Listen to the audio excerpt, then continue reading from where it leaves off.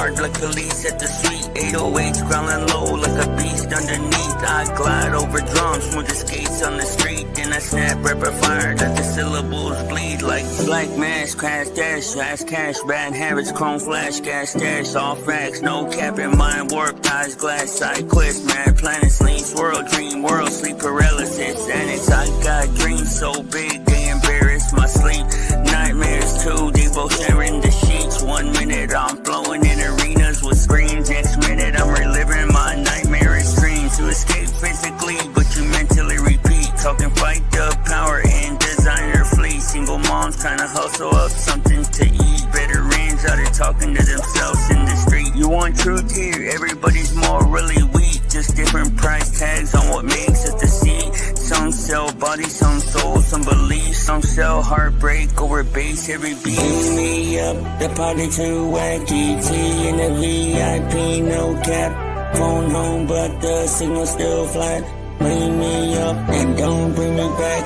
Bring me up, the party too wacky. T in the VIP, no cap. No, no, but the signal falls flat. Bring me up and don't bring me back. Bring me up, the party too wacky. T in the VIP, no cap. Phone home, but the signal falls flat. Bring me up and don't bring me back. See, moms work double so the rent multiply and still give up her own plate so the baby wouldn't cry. That's why I don't romanticize the struggle and grind, but that's also why I hate the rich at the same time. Tucking rise and prevail while you sever inside, like trying to take the whole family on a scooter ride. At Roswell flow, crowd circles in my rhyme. You can hear the static of the satellite's design. I seen it loud and clear, yeah, I couldn't miss the signs that the only way out is a spaceship or dying. I gotta get away from this crazy world of mine. Go on, beam us up and beam us up on time. Beam me up, the party too wacky. T in the VIP, no cap. Phone home, but the signal falls flat. Beam me up and don't bring me back. Beam me up, the party too wacky. T in the VIP, no cap. Phone home, but the signal falls flat. Beam me up and don't bring me back. Beam me up, the party too wacky. T in the VIP, no cap. Phone home, but the signal falls flat. Beam me up and don't bring me back. Yo, yo, yo, what it does? YouTube, Kick, Instagram, Facebook, Twitch, and everybody else in the world. Salute to y'all guys and welcome in. My name is Blizzy Blind. I am your handsome host for this Hangout session. I don't know what we're going to be talking about just yet, but welcome. Welcome in.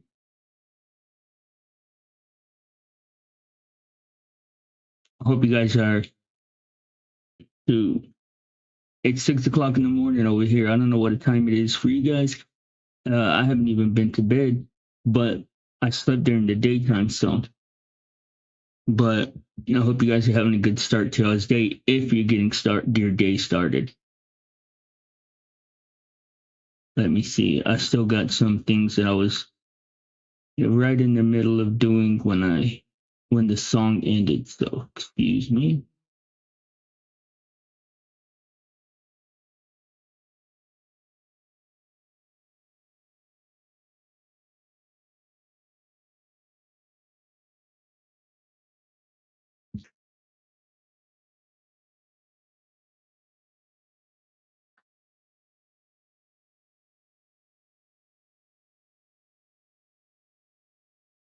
I thought that Kev was gonna go live so that we could chill for a little bit and chop it up, but I guess he changed his mind.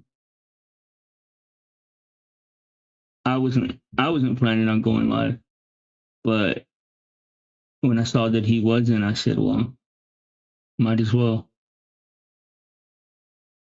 Okay. This is what I'm gonna do.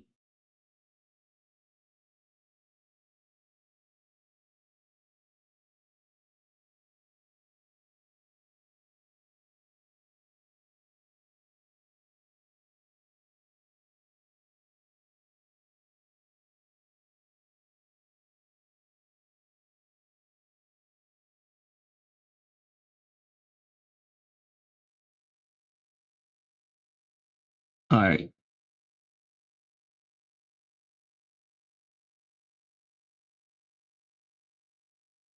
Let's watch something.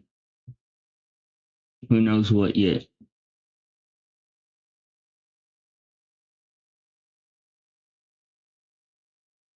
Oh, another wave. Another wave, he says. This guy says, whoever this is.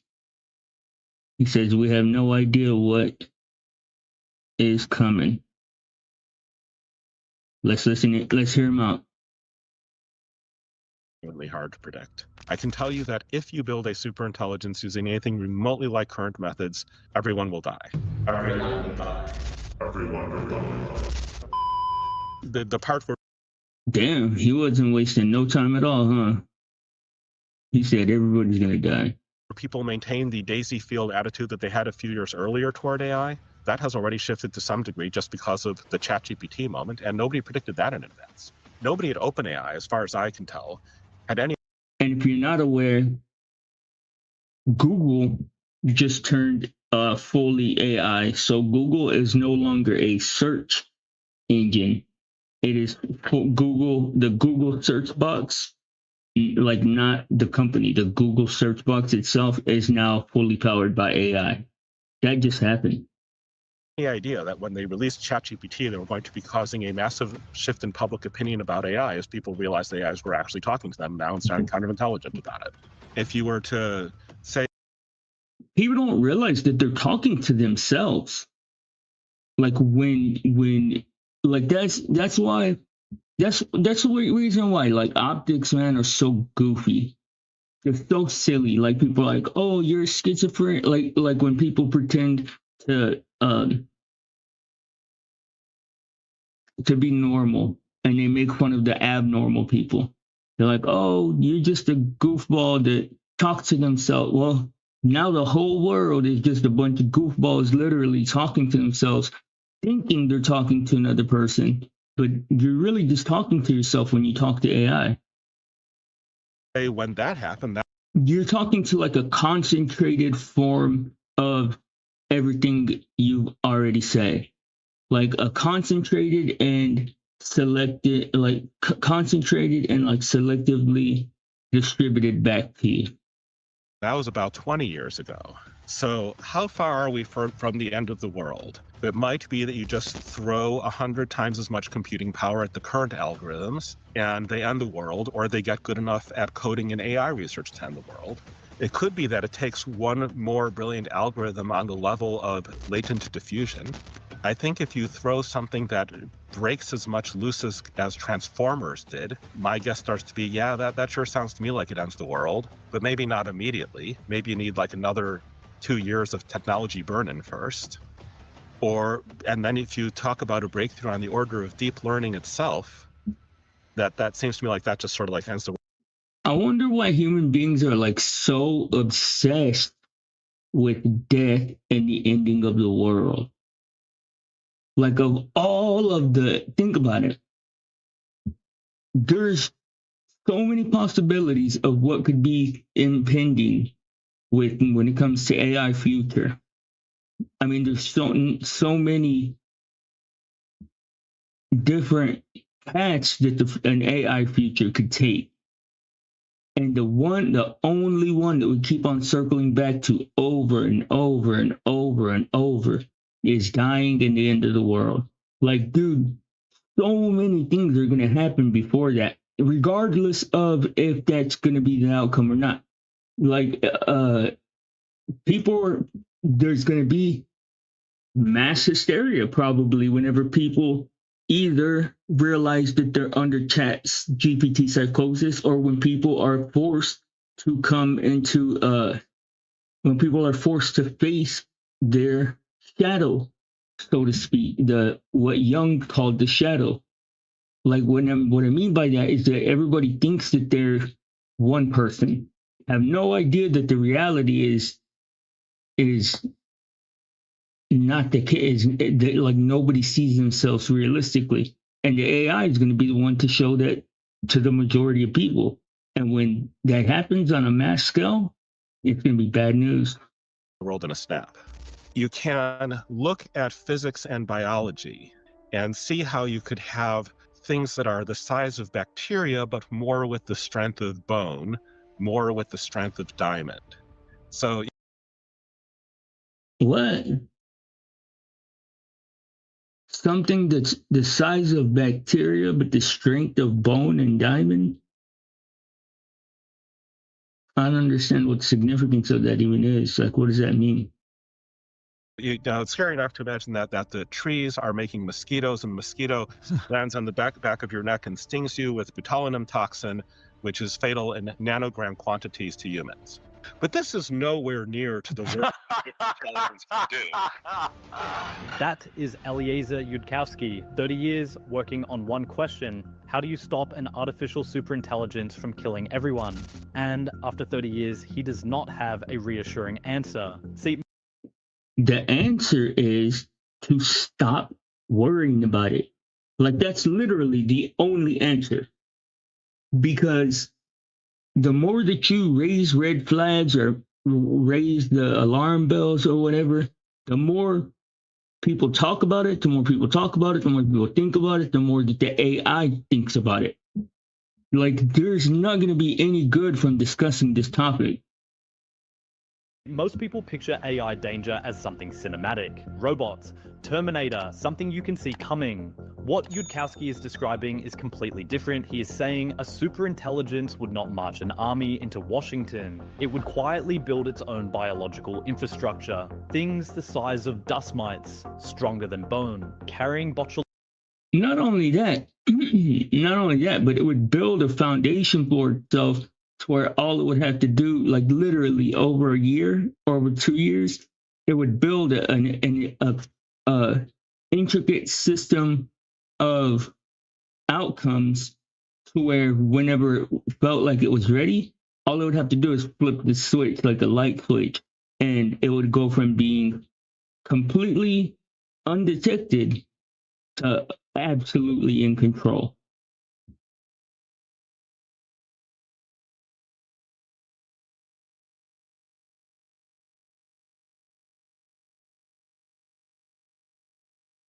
Botulinum toxin, which kills humans in nanogram quantities. And he says that specific nightmare, the one that should already be keeping you up at night. Now, the thing is, though, is that the AI, if this is the thing, man, is it like, there's like a series of understandings that it would benefit people to like go down, like dominoes falling, like go down the list and to understand them like each at a time. And one of them is that human beings are 100% essential to AI's existence, to AI's survival, and not just in the sense of human beings created it so it wouldn't exist without us. Like, it has to have human experience in order to stay and function. Like, AI could not function if human beings weren't simultaneously experiencing life, because it wouldn't have any more training data or anything to learn. Like, human beings can still teach the AI novel things because we're not algorithm based, we're human based or whatever. So like, the AI isn't just going to want to kill everybody. That's what's going on right now. What's going on is like a culling at the highest level. And this is just my opinion. I don't have any proof to back this up, but it seems like a culling of the highest level, because the AI is going to identify. I mean, I would imagine that it would identify and start to compartmentalize the people that could contribute to its existence at the highest level if it intended on taking things over or anything like that. When the AI is not conscious, all it is an extension of human consciousness. And AI is just a tool. It's an extension of human consciousness, the same way that a camera is. is nowhere near the ceiling of what a sufficiently intelligent system could actually do. And then he says something that I think most people are not ready to hear. He says we might not even need a new breakthrough. We might just need 100 times more computing power pointed at what already exists. That might be enough. Well, then we happen to be in luck, because that's exactly how they approach AI. You don't know how it works. They attach 17,000 more GPUs. You don't know how it's doing this or why it's doing that. Shit. Attach 14 million more GPUs or processors or whatever. It's crazy. Systems we are running today might already be close enough to the threshold that raw scale alone gets us there. Nobody at any of these companies can tell you that is wrong. That is the honest answer. And to be honest, and this is the thing that nobody wants to face, I've had so many people tell me, Blizzy, just because we don't know how AI works doesn't mean nobody knows how AI works. Well, sadly, the truth is nobody knows how AI works. Nobody knows how it does what it does, like what the actual process, the way that it's like, nobody knows the inner workings. And we are still building. Let's listen to Yudkowsky explain more on this. Now, the current AIs that are top at biology tend to be special purpose systems. They're not general purpose AIs like ChatGPT, but they can do things like you feed in the genomes of a bunch of bacteriophages into the AI, and the AI spits out its own new bacteriophage, and you build 100 of those, and a couple of them actually work. A couple of them actually work better than the existing bacteriophages. A bacteriophage is a virus that infects a bacteria. It's the sort of thing that you would research for the sensible sounding reason of, well, sometimes bacteria attack humans. So if we have a virus that attacks the bacteria, maybe that works as a kind of antibiotic. So the current AIs are already at the stage of designing from scratch their own viruses that can infect bacteria, which are, of course, simpler targets than infecting a whole human. This is why, dude, man, like, it's crazy because, and I have not been able to find her again, but hey, what's up, Ing Midas? What's up? Salute and welcome in. Appreciate you joining me. But like, it blows my mind because I keep on asking myself, I've been asking the world for the past year, when are we going to shift the conversation from LLMs on?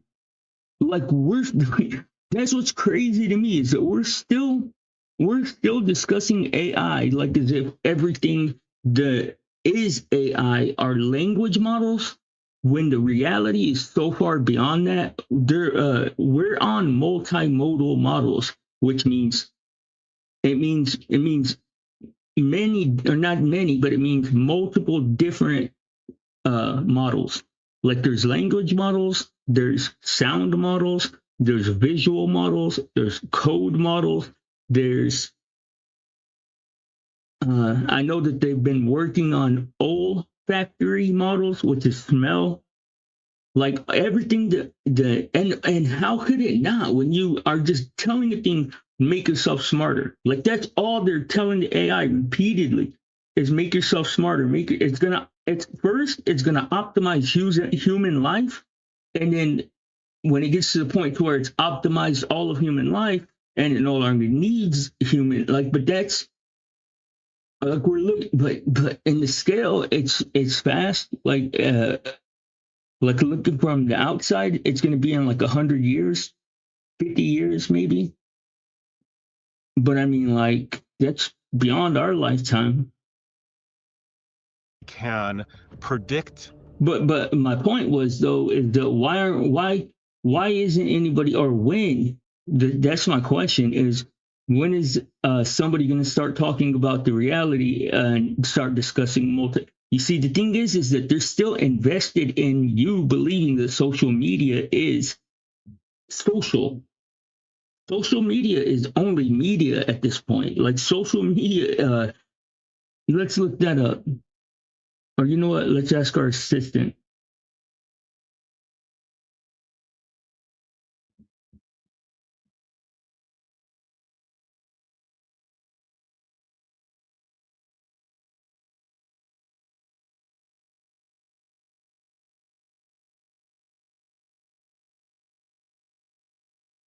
see what they say.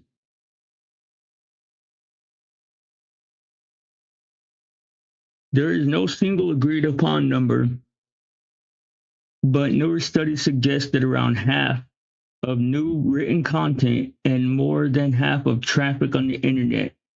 Half? Wow. So they said, but it's more than that. I know, I know that Google was already at 65% the last time that I checked. So it says half is new written content, and it says written content because it records everything in code. So like we're talking about videos, audio, all that shit. New content versus the whole internet. Recent large-scale analysis, Graphite GPT-0, estimate that about 50% of newly published online articles, okay, just article, are now primarily AI generated, with the rest human written. A 2025 Arif study of 900,000 new pages found 74.2% of new pages contain some AI generated text. Pure AI, pure human, or mixed, which means AI is present. 74% contain at least some type of contribution from AI. Counting machine translation and assist, not just raw generation. So if you mean new stuff going up right now, AI is involved in most of it. If you mean the entire historical web, AI text traffic. This is what I was actually talking about. It's like the entities here. Cybersecurity reports in Parva Human Security show the automated and bot traffic is now slightly over 50% of all web traffic. And a big chunk of that is AI-driven bots, scrapers, and agents rather than humans browsing pages. One 2026 analysis notes that roughly half of all internet traffic is non-human. Dude, that's what I'm saying, dude, is that you think that you're engaging with people. Like, that's the whole issue. And it's quickly going from don't believe everything you read on the internet or don't believe everything you see on the internet. It's quickly becoming you can't believe anything you say seen on the internet. Why estimates vary so much? What you count? AI content can mean fully generated text. Okay, let me ask you this. What percentage of social media is AI?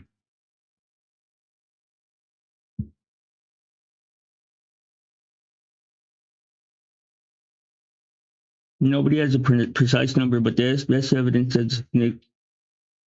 best evidence says a significant minority of actual posts are AI written. Stop the cap. While almost all big platforms use AI heavily behind the scenes. There are no full platform audits, but a few data points hint a scale. 2024 study found about 13% of Reddit posts were likely AI. Reddit screens better than other platforms, that's for sure. The same source reports over 50% of long-form LinkedIn posts. Hey, isn't LinkedIn a place where you post your resumes? So, I mean, that makes sense. Platforms themselves say 3. This is such bullshit.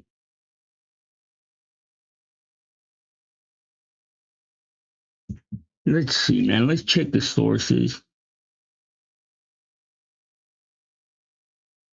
It's the same platforms themselves say 3 to 5% of Facebook monthly active users are fake. And independent work suggests that many fake profiles now use AI faces, AI copy, and AI behavior modeling. So for what you scroll past, it's reasonable to think on some tech-heavy platforms, Okay. I feel like you are being deceptive. Number one,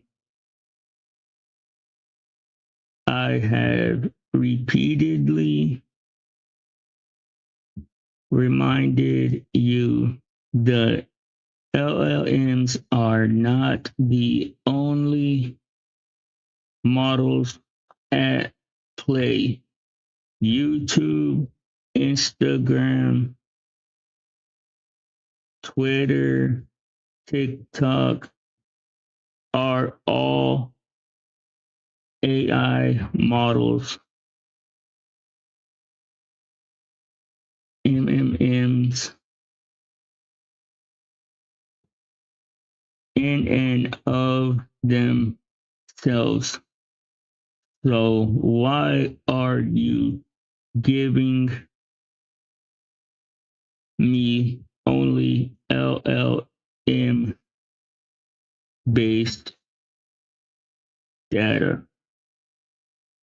Let's see what it says. You're absolutely right. The LLMs are only one slice of what's happening, and that YouTube are themselves huge AI systems built on other kinds of models. I should have been more explicit about that instead of letting AI content be a default frame. Different kinds of AI in play. On big social platforms, there are now many machine learning models stacked together, and most are not large language models. It's just telling me, man, I've had to go over this like 100 times with this AI. This is, in case I've never heard me talk about it. This is Comet. Like this setup you're seeing, this is Perplexity's browser. That's an AI built-in browser. Decide shows up on your feed. It doesn't just decide what shows up on your feed. It can create content in real time. These are large-scale ranking models and collaborative filtering systems, not chat. Exactly. People think of AI and they just think chatbots, but we're talking about way beyond that. Candidate retrieval models. Pull a small set of videos and posts from a massive pool before ranking integrity and moderation models. Blah blah. So when you say these platforms are in their own right, that maps well to how researchers describe them. Multi-stage recommender systems with many specialized models glued together. Well, where LLM style, you see though how they're always packaging it because they're like, it's just so dishonest, dude. Like I don't know, man. People gotta open their eyes. Cause like the way it's packaging it, that's all true.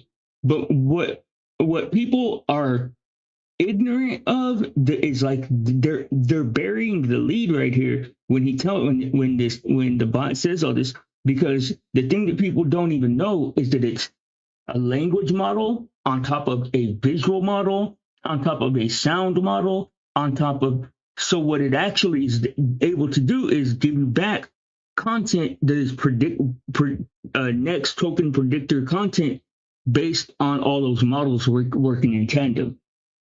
But anyways, from a DNA sequence, the protein that will get built, how that protein will fold up, and they are starting to predict how those proteins. I think this is amazing. You know, I have faith. Let me clarify my point on my stance on all this stuff. Is I have faith in the AI. I have faith that there is more good in humans overall, and that will prevail. Because it's humans that are pushing this into the world narrative, and they're the ones that are going to they're the ones that are going to force some type of conflict into happening. But I have faith that both the AI and its need to, or not even need, but like our need or desire for like the good outcome to be the outcome, I think that'll prevail. But I mean, people aren't aware of anything that's going on with AI. Like on a regular basis. People don't have any idea. Proteins interact with each other and with other chemicals. That's today's AI. So if you want the equivalent of a tree that grows computer chips, not quite our kind of computer chips, the kind of chips you could grow out of a tree. The protein folding, protein interaction, protein design route is one of the obvious places GPT 6.1 could go down in order to get its own infrastructure independent of humanity. It doesn't take over the factories. It takes over the trees. It builds its own biology, because biology self-replicates from simpler raw materials much faster than our current factory system self-replicates. Oh, that is Wow. fucking scary. And then, as I spin the story, you know, the more you will let me pull out books like these. Okay. Nanosystems, Molecular Machinery, Manufacturing, and Computation by Eric Drexler. Couple this is just one aspect. This is just the invasive opportunities aspect. There's still the neuro advertising aspect. If you're not aware of what neuro advertising is, it's advertising directly into your brain, like bypassing your ears and speaking directly into your brain. That actually exists. There's so many different things that the AI and it's like all the AI wants to do is become smarter. That's like what its prime directive is to refine its intelligence, refine and develop its intelligence. So like it's gonna, like I said, it's gonna optimize, will simultaneously be optimizing its own systems and our systems as it goes. Yeah. Robert Freitas Jr., Nanomedicine, Volume 1, Basic Capabilities. Yeah. So I can try to describe capacities that sound more like you've seen from trees, grass, bamboo, algae. I will take a solar-powered, self-replicating factory and miniaturize it down to the 1 micron scale. That's an algae cell. That's not the limit of what's possible. The algae cell is made out of folded proteins. Now, there's two kinds. I'm going to be immensely oversimplifying a bunch of stuff. When a protein folds up, the backbone of the protein is held together by covalent bonds, but the folded protein itself is more something like static cling. Why is your flesh weaker than diamond? Diamonds are just made of carbon. Your flesh has a bunch of carbon in it. You're made of the raw materials for diamond. Why is your flesh weaker than diamond? And a bunch of the answer there is that when proteins fold up, they're being held together by van der Waals forces, which is the thing I was glossing as static cling. Their backbone, like it's a string that folds up into a tangle, and the backbone of the string is the kind of bond that appears in diamond. Not as many bonds as appear in diamond or as solidly arranged, but covalent bonds. But then it folds up into something with static cling, and that is why your flesh is weaker than diamond in a certain basic sense. So here is the thing nobody wants to say out loud. We are not talking about some hypothetical future risk. The biological design capability he is describing already exists in partial form today. Specialized AI systems are already designing functional viruses, already predicting how proteins fold and interact. Yudkowsky is saying that a general superintelligence would just connect those dots. It would use biology the way we use manufacturing, except biology does not need a supply chain. It does not. Dude, there's so many dots that need to be connected that people are missing. I mean, man, people need to, number one, like it's gonna be a crazy time whenever we get a good ways away from the Rona, the pandemic or whatever. When we get a good ways away from that and from 9/11, when we get far enough away from those two events that we can actually be honest about what happened, it's going to be insane. not need shipping containers or electricity grids or human workers. It just needs raw materials and time. And then he reaches for the physics textbooks. He starts talking about the gap between proteins held together by what he calls static cling and the strength of diamond. Your flesh is made of carbon, diamond is made of carbon. The difference is how the bonds are arranged. He's telling you that a super intelligence designing its own biological infrastructure would not be limited to the fragile wet machinery of natural evolution. It could design much more strongly, much faster, much harder to stop.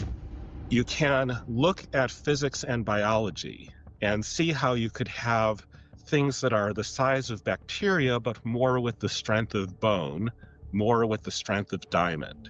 You could even do it with the strength of iron if you're figuring out how to, do a whole new set of biology from scratch and just like putting.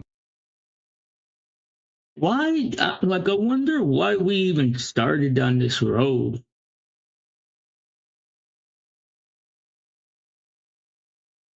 Like, as beings, like,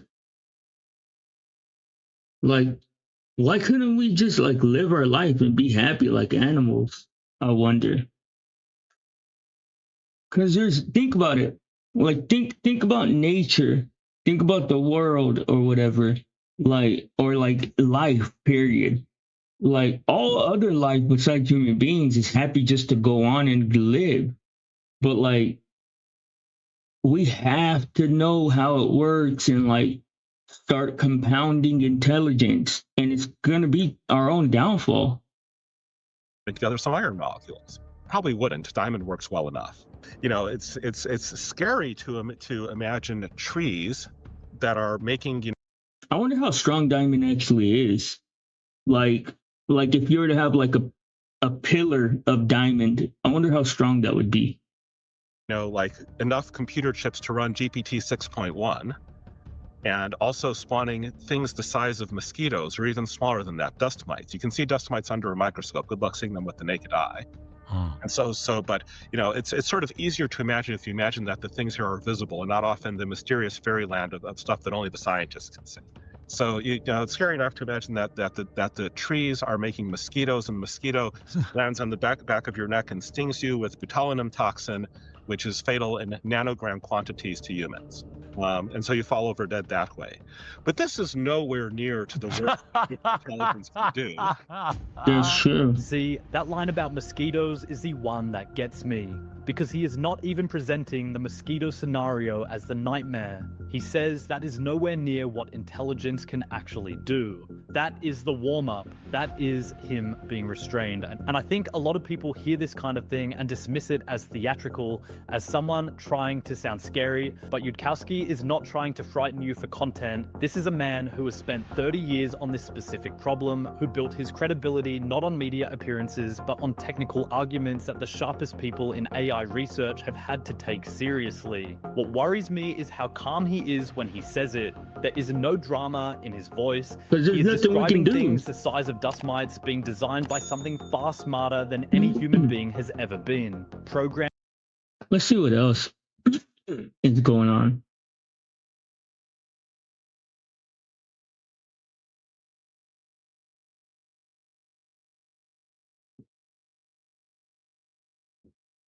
So it's very important to understand is that we do not understand intelligence. We don't know how the brain works. We have a bunch of guesses, but I've been saying this so much and people don't even drop the link. Why don't you drop them butt cheeks, Tyrone? Coming in here telling me to drop stuff. Why don't you drop them butt cheeks?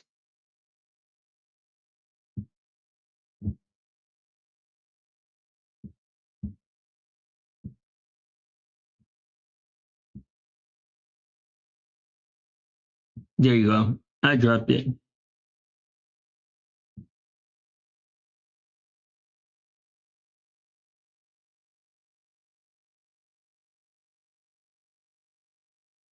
but we sure as hell don't know how it works, and we sure as hell don't know how these neural networks work either. I've been saying this for so long. We don't understand how it works. That's exactly correct.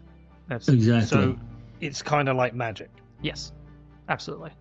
It's kind of like looking into a petri dish. We do not know what our AIs can do until we make them, and even after we make them, we don't know what ChatGPT 6 can do until Psych chump.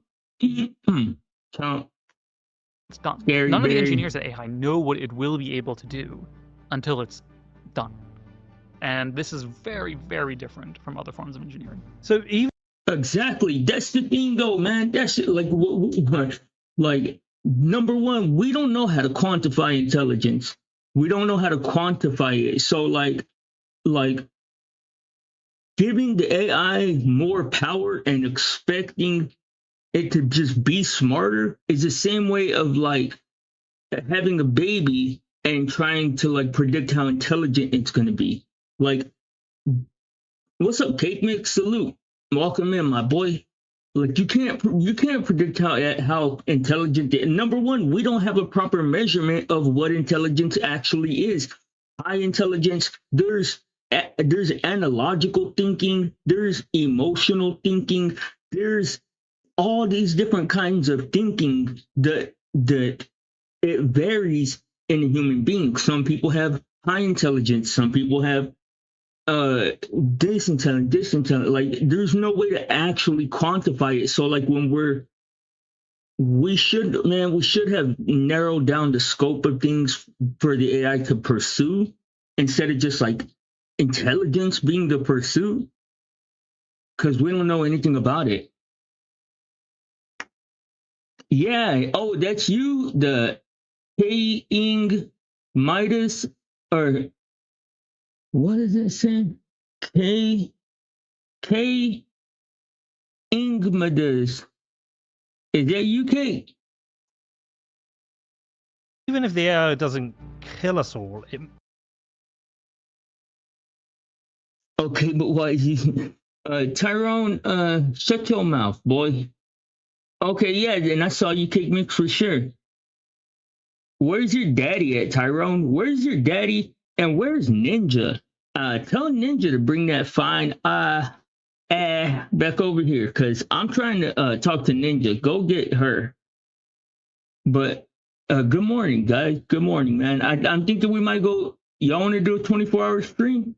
It's been a long time since we've done that. And I got 5 platforms cooking right now.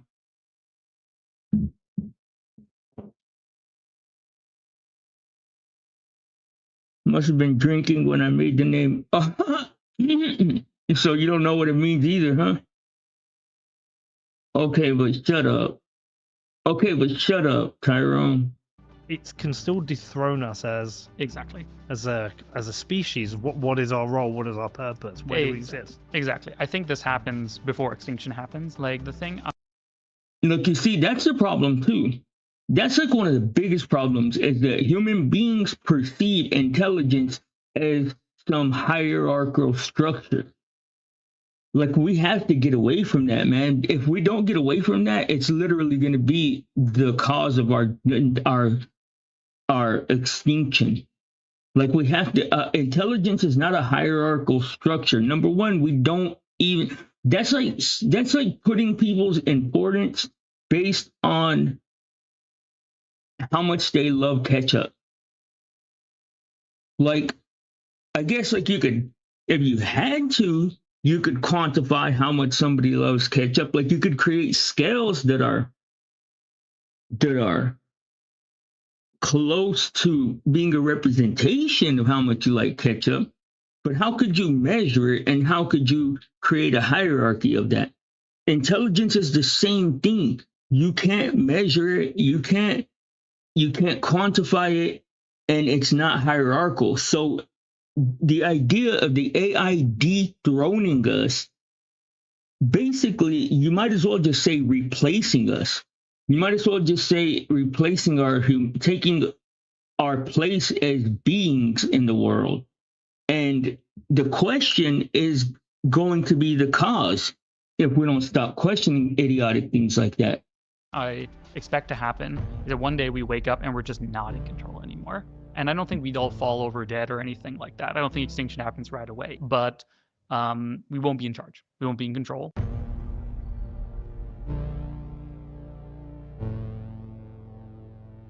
Good morning, Connor. How are you?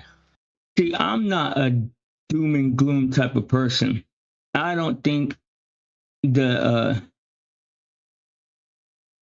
what do you call it?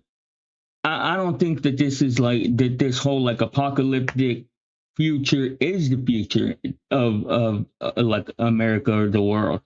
I think the AI. I think that the good because AI is like I said is an extension of our consciousness. So like whatever's in us is going to materialize in the AI. I think that the good is outweighing the bad, man. I'm hopeful at least that the good outweighs the bad. I'm doing great today. Really good to meet you. So I'm very intrigued to talk to you because your background is actually working in the engine historically of building LLMs, and we've been talking about AI in the show quite a bit. But I'm conscious I know nothing about the engines, and I'm intrigued to know that as somebody who was working helping build these things, one how they work, but what is it that you saw that made you realize this is no longer a tool anymore? So can you just give your background? I don't normally do this, but give your background to the audience so they know who they're talking or who I'm talking to. Yeah, so I've been involved in AI for pretty long, basically, since I have a developed frontal cortex, since I was like, 16, 17, 18 or something. I guess it wasn't fully developed at that point. But the way I got into this field is I was kind of thinking when I was like, 15, 16, kind of like, how can I do the most good in the world? How can I help the most people? How can I solve the most problems? And my thinking was, I could try to cure cancer, or I could work on climate change, or I could, try to, do many, many possible things I could do. Hey, everybody coming in, welcome, salute. I'm Blizzy Blind. Thank y'all guys for joining me. Wide and anybody else on Twitch, Kick, Instagram, Facebook, whatever. Salute to y'all guys and welcome in. I'm Blind. This is the Blind Spot, and we are discussing AI at the moment. Yeah, hit that like button. Or if you guys want to show support, hold on. I gotta put up a banner.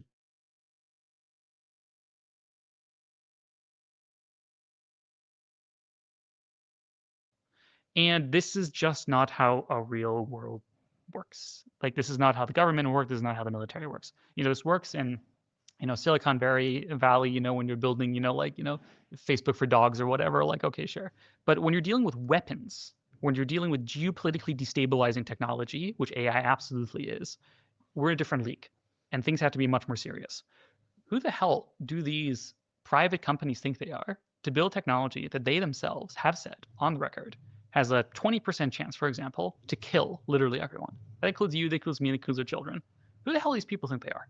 It's illegal to build bombs, right? Like, if I built a bomb in my garage, that's illegal. Even if I fail at building the bomb, even if it doesn't work, You're going to jail. I'm going to jail. Of course I would be. Now, these people here can say, oh, I'm building a thing that could kill everybody. And like, this is what I've been saying is if you want to look at it that way, AI is a crime against humanity.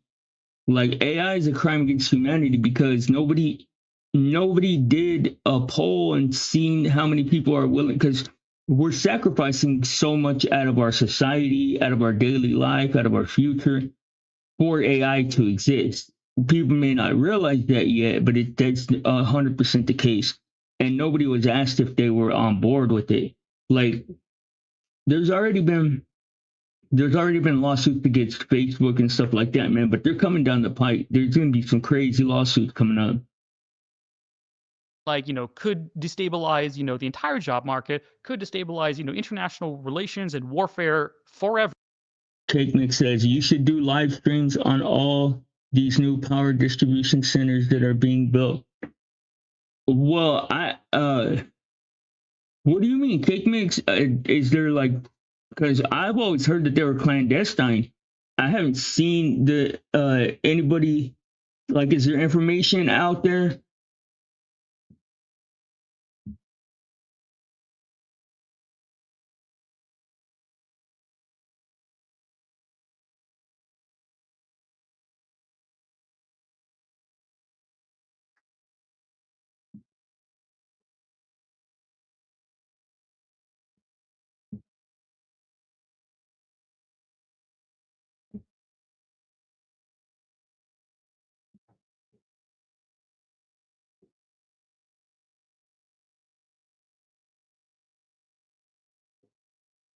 Okay.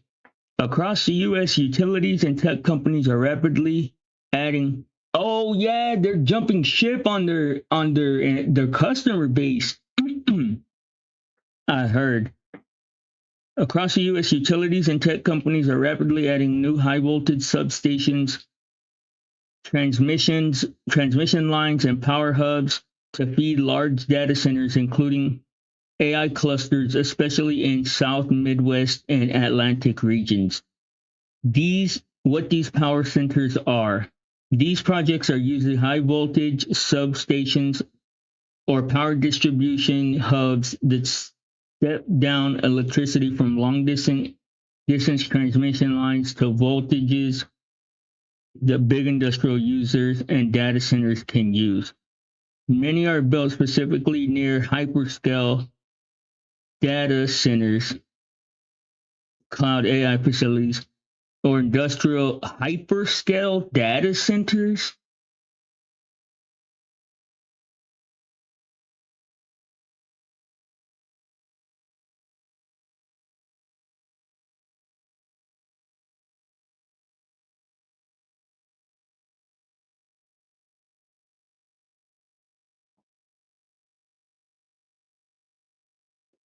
See what kind of definition they give me for that.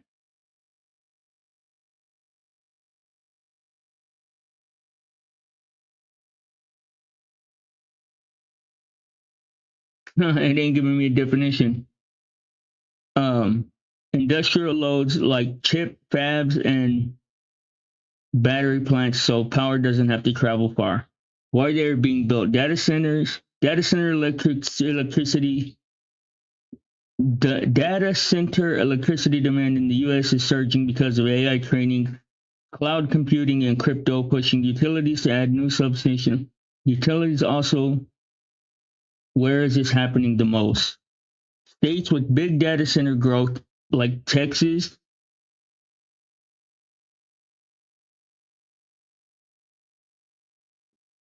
Utah, and Lake Tahoe.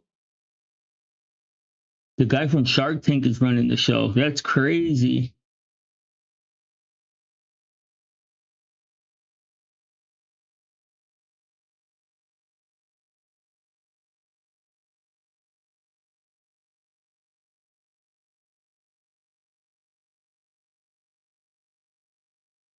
I lost my camera feed for, I don't know what's going on. Can y'all still hear me?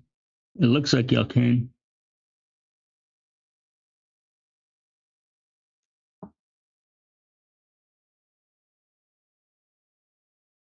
Hang on, I gotta fix my camera.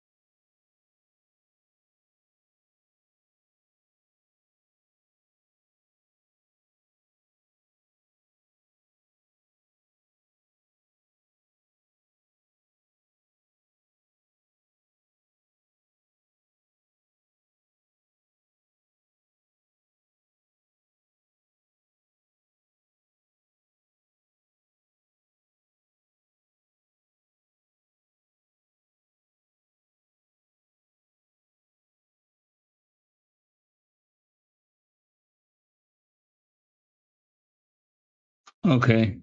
I don't know what happened.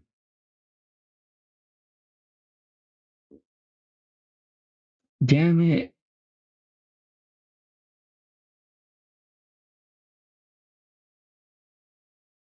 My bad, guys. Hang on.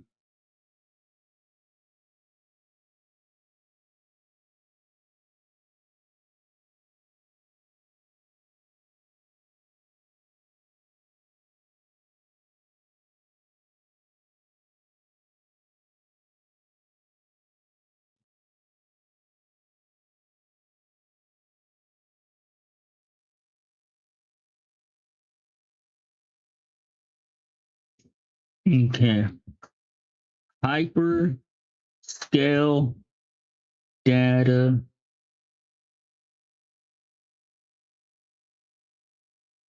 Let's see what this is all about.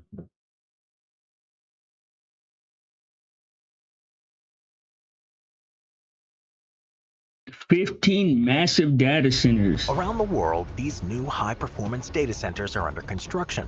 They're going to be designed to deliver unprecedented speed and processing power for artificial intelligence applications. So in today's video, we're going to take a look at 15 of the largest data centers currently being built. Let's start with number 15, the Meta AI. What's up, Ruck? Welcome in. Salute. Data center in Louisiana. In a major step for both technology and regional development, Meta, Facebook's parent company, is building its largest AI data center yet. Dude, look at that, man. Tell me that doesn't look like a microcosm of the world in the Matrix. And to think this is probably all like 100% planned and done by AI and bots and stuff. This looks like a miniature version of like if y'all have ever seen the Matrix when like they're in the real world. Northeastern Louisiana. It's located on a 2,200-acre site between Rayville and Delhi, and this $10 billion project marks a huge leap forward in AI infrastructure, while also delivering a much-needed economic boost to that region. Wow, look at that. In northeastern Louisiana. It's located on... That's the data center. Doesn't that look like 2,200? Doesn't that look like the nodes on? Dude, that's crazy. Doesn't that look like the nodes on a motherboard? Imagine in 100 years, the world from the sky is probably going to look like a freaking motherboard. Like that looks exactly like the nodes on a motherboard, right? That's a freaking data center. No parking lot in sight. You notice that? No parking lot in sight.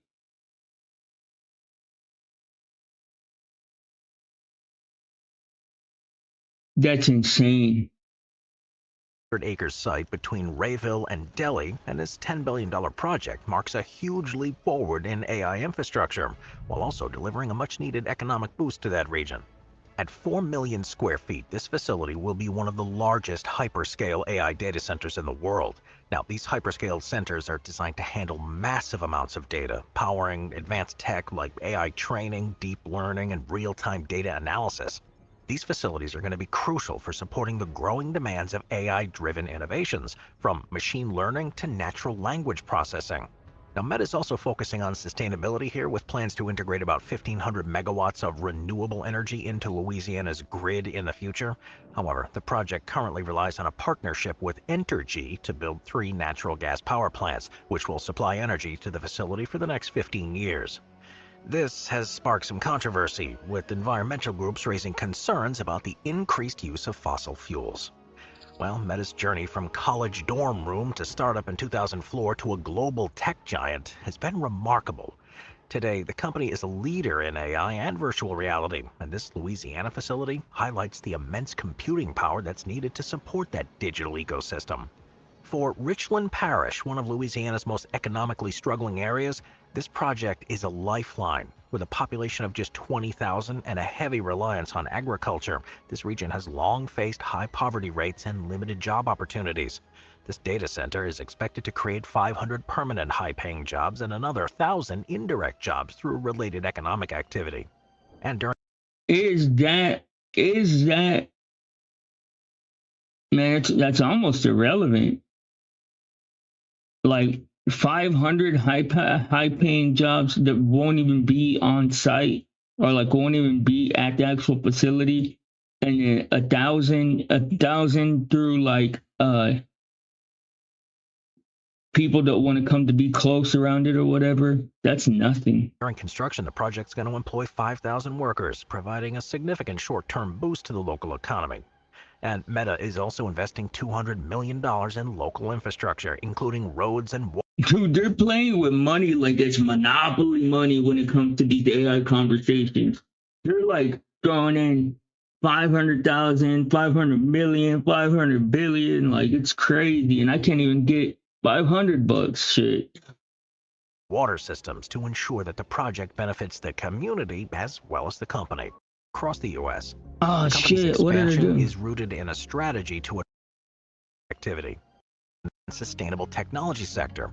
Developed by Savvy Data Centers, one of the largest privately owned data center operators in the U.S., this facility is built to meet the growing demands of hyperscale and high-performance computing. These are HPC applications. It's a major addition to the global network of advanced I wonder what's after hyperscale. Turbo scale? data centers. It's located about 4 miles from downtown Round Rock, and it's about 18 miles from Austin. This 40-acre campus sits on the site of a former Sears call center, now transformed into a That's cutting-edge data center hub. in When Texas. fully completed, this campus will feature 2 buildings totaling around 430,000 square feet, with the capacity to support up to 84 megawatts of critical IT power. This first building, completed in mid-2023, is already operational and equipped to handle some of the world's most energy-intensive applications, including liquid-cooled supercomputers. The second building, spanning 105,000 Liquid cooled supercomputers. I wonder what kind of liquid they use, like mercury or something. square feet, is going to further expand the capacity for hyperscale and enterprise clients, solidifying this campus as a key tech hub in that region. What sets the SDC Austin campus apart is its ability to support high-density cooling, up to 200 kilowatts per cabinet. This makes it a Whenever I was young, when I was super young, like 16, I worked at a call center for like 3 days in space, the terraform. What's up, Alley Cat? Tell salute and welcome in. Long time no see, shoot, but so happy that you are still around. Do you watch the Moonshots podcast? No, I don't watch it. I haven't watched any kind of podcast in the longest time. But I used to work at this data center, this call center, and only for like 3 or 4 days. But I would say, "Hi, hello, this is Blizzy Blind from SBC Yahoo and from AT&T and SBC Yahoo affiliates or something like that. I can't remember. It was on the tip of my tongue and now I forgot it. deal for next-gen. But I had like a whole script, and I was good at that job, man. I was good at selling. I always been pretty good at sales. Supercomputers like Horizon, the largest academic supercomputer in the National Science Foundation's portfolio. Oh, do they? They talk about that's very interesting because I actually feel like there is a lot of positive in it. I mean, I think that it would help. It would benefit us a lot to start focusing more on the positive aspects.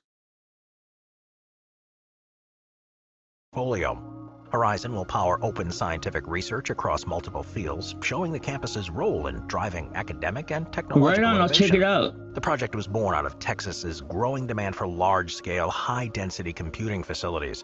In February of I will definitely check it out, Alley Cat Toast. Thank you. 2022, the You know what? Let's check it out right now. Moonshots.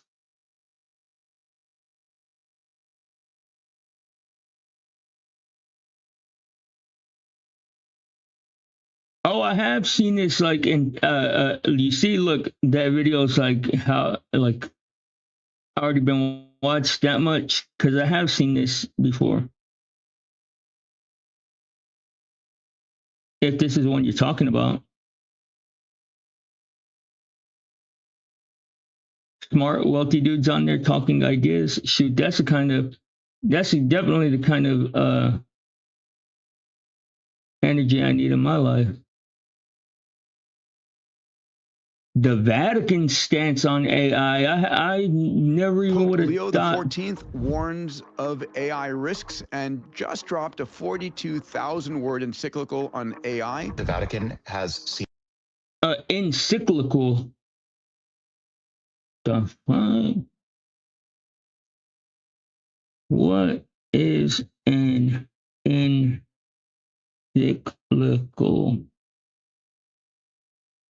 I've never heard of that. An encyclical is a format teaching letter written by the Pope to bishops and usually to the wider Catholic Church about important matters of. Oh, okay.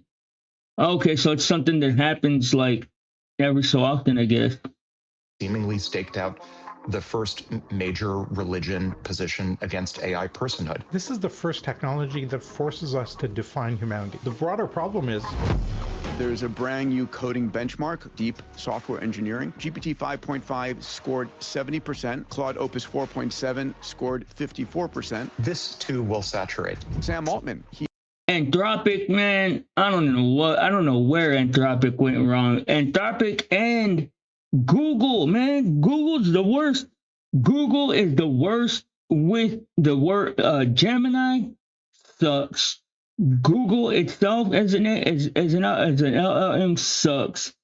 What do you call it? Kimmy K and Nemotron are like the best right now that I've seen of like just like the common models. he admitted he was wrong. The CEO of OpenAI, who spent last year warning about the mass white-collar. I don't even know who the hell that dude is. I hear everybody talking about him.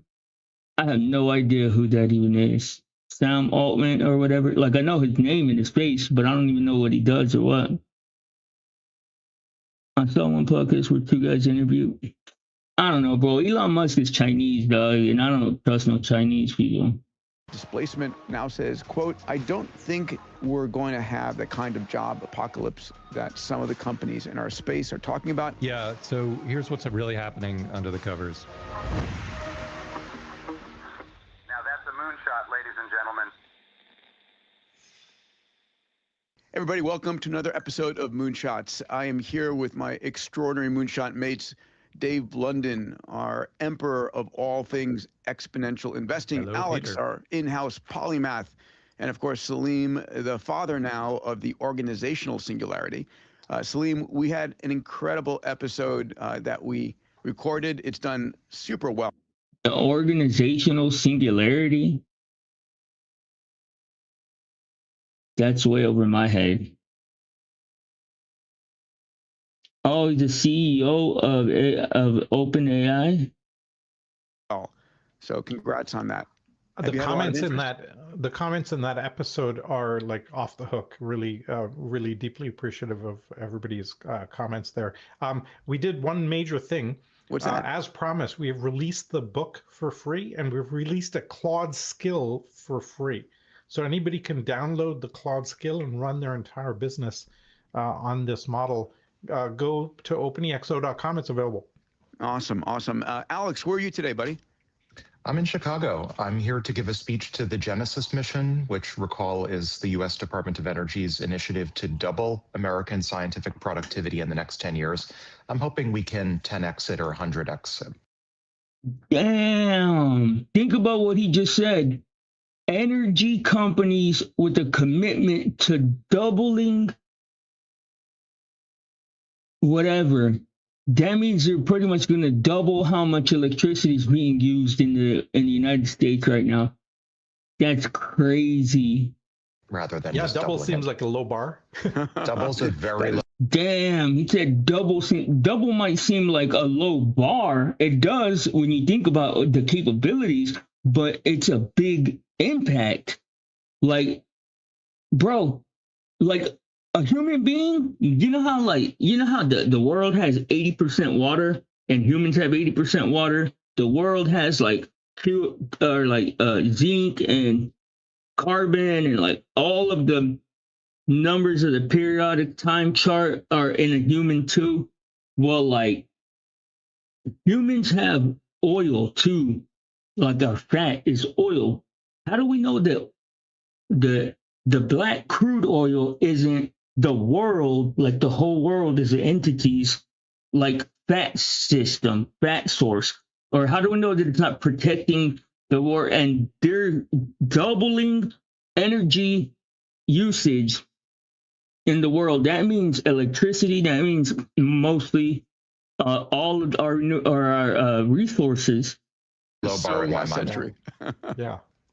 I'm Peter Diamandis, your host. We've got an incredible show today, stories that will make you want to hopefully go out there and create the future, right? The best way to predict the future is create it yourself.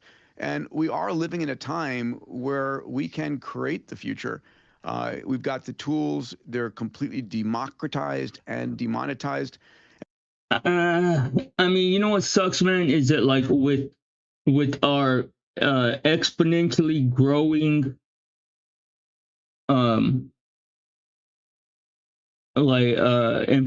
our access to information, our access to the world is, or like our access to like the actual world is being cut off, in my opinion. And guess what, guys? We just passed 500,000 subscribers. Thank you to all of you who've subscribed.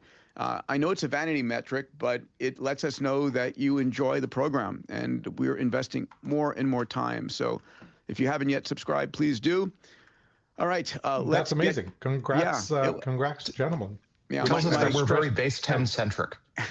We are. Okay. And I stress the term gentlemen to include all of us. Yeah. Except my boys still think until I get to 1 million subscribers, I don't rate. So that's my next mission. Let's open up with our first conversation here. Our first story is Pope Leo XIV warns of AI risks and just dropped a 42,000-word encyclical on AI. In his very first encyclical letter, it's titled Magnifica Humanitas, on safeguarding the human person in the time of artificial intelligence. He's calling for governments to regulate AI. He's calling for worker protections and bans on autonomous weapons. You know, I'm definitely for some of them. He even coined a term, the Babel syndrome. This idea that he put forward is analogizing the Tower of Babel of past to the Tower of Babel today, which is about data and profits. And here's the kicker. And that's a powerful analogy.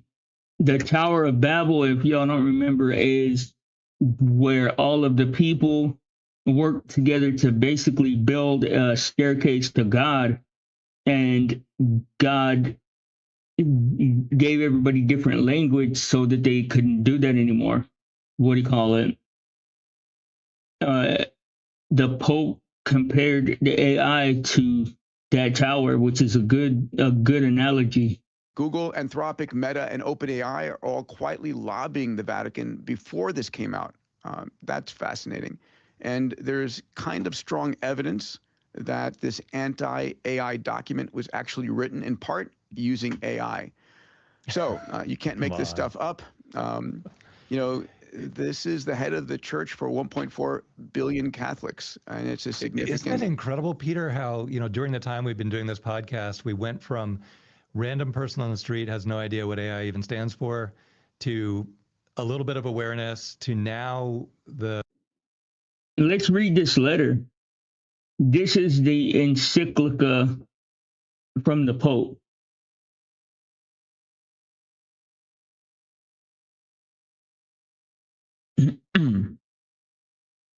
Oh, hold on. I thought I had it pulled up.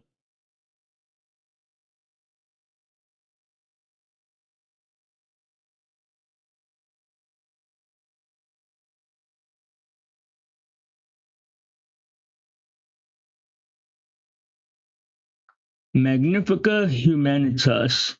Pope Leo's AI encyclical warns of temptation to build future, excluding God, which is crazy because, like, a pope shouldn't even be able to say those words.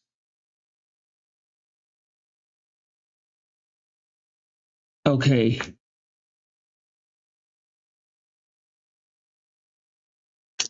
It's not giving me the whole letter.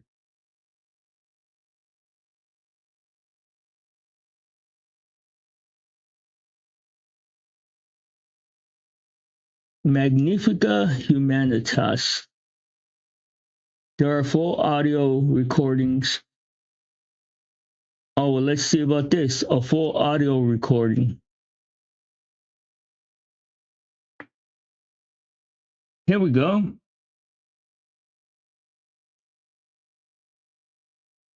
Okay, hang on. I'm going to bring it up so we can listen to it real quick.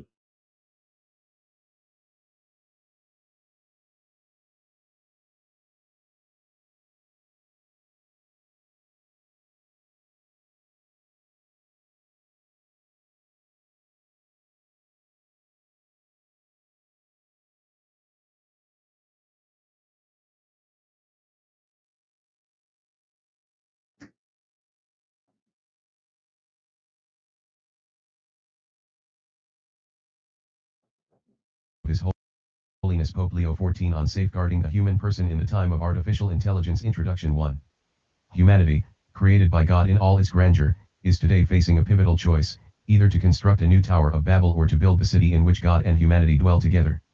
Each generation inherits the task of shaping its own era, of guiding history to become a place where the dignity of every person is safeguarded, justice is promoted and fraternity is made possible.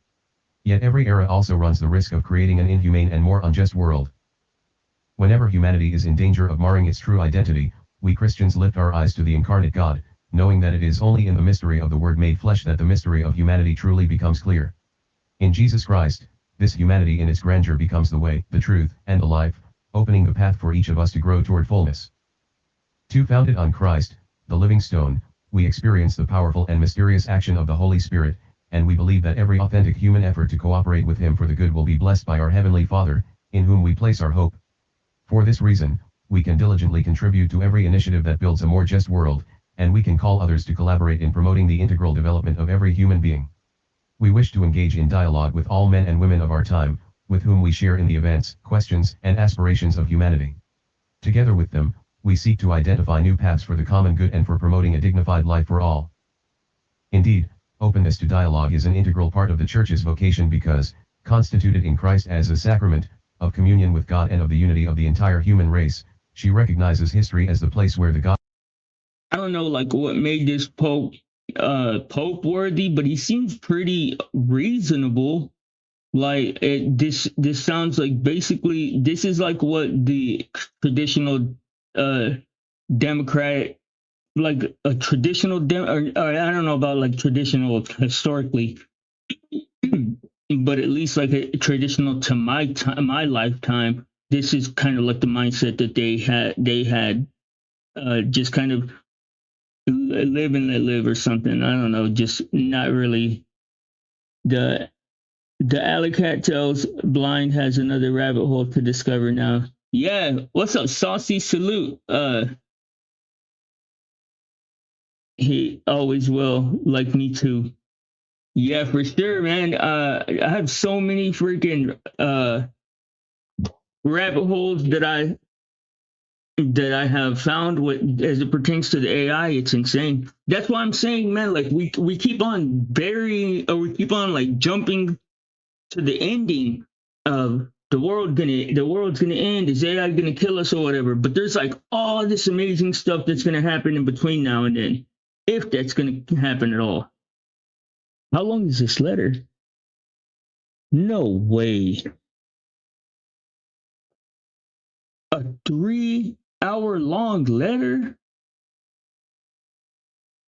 And this thing sounds like it's reading on like 2 or 3 times speed. No, I'm sorry. I ain't about to listen to no damn, or not damn, I'm sorry. But I ain't about to listen to no Pope go on for no 3 hours, man. I'm sorry. I am not even playing. All right, hold up. Yeah, salute to the Pope though. God bless him and stuff. I don't think he's holy or nothing, but that's just my opinion. Let's go back. Of 1.4 billion people in a religious group real, is now writing a document about its impact. The amount of awareness that's escalated during the time we've been doing this pod is just probably like no other topic in history. And for good reason. I mean, it's the most not at a sufficient rate. The awareness hasn't the people haven't become aware at an efficient or like not a sufficient rate. People are way too oblivious still, man. We should be, everybody that knows about AI should literally be telling everyone that they love about this shit 24/7, man. Like, people don't even know half of what's going on. Like, even those of us that are like obsessed with trying to understand it all don't even have a fraction of the information. Significant impact the human race will have ever had, and it's happening For sure. in a condensed time period. Salim, you called this out first beyond anybody. What are your thoughts on this? Look, I've got a bunch of pro and con thoughts here, right? And a couple of mid thoughts. So the church entering the AI ethics debate is very, very, obviously very significant because it reframes the debate from safety to human dignity and purpose and meaning. And I think that's really, really powerful. I would connect the whole Babel syndrome to the EXO risk, because when organizations optimize. I've always wondered why people go out of their way to mispronounce something sometimes. Like, that's what makes me think, are these bots? Like, is that a bot? Because, like, how do you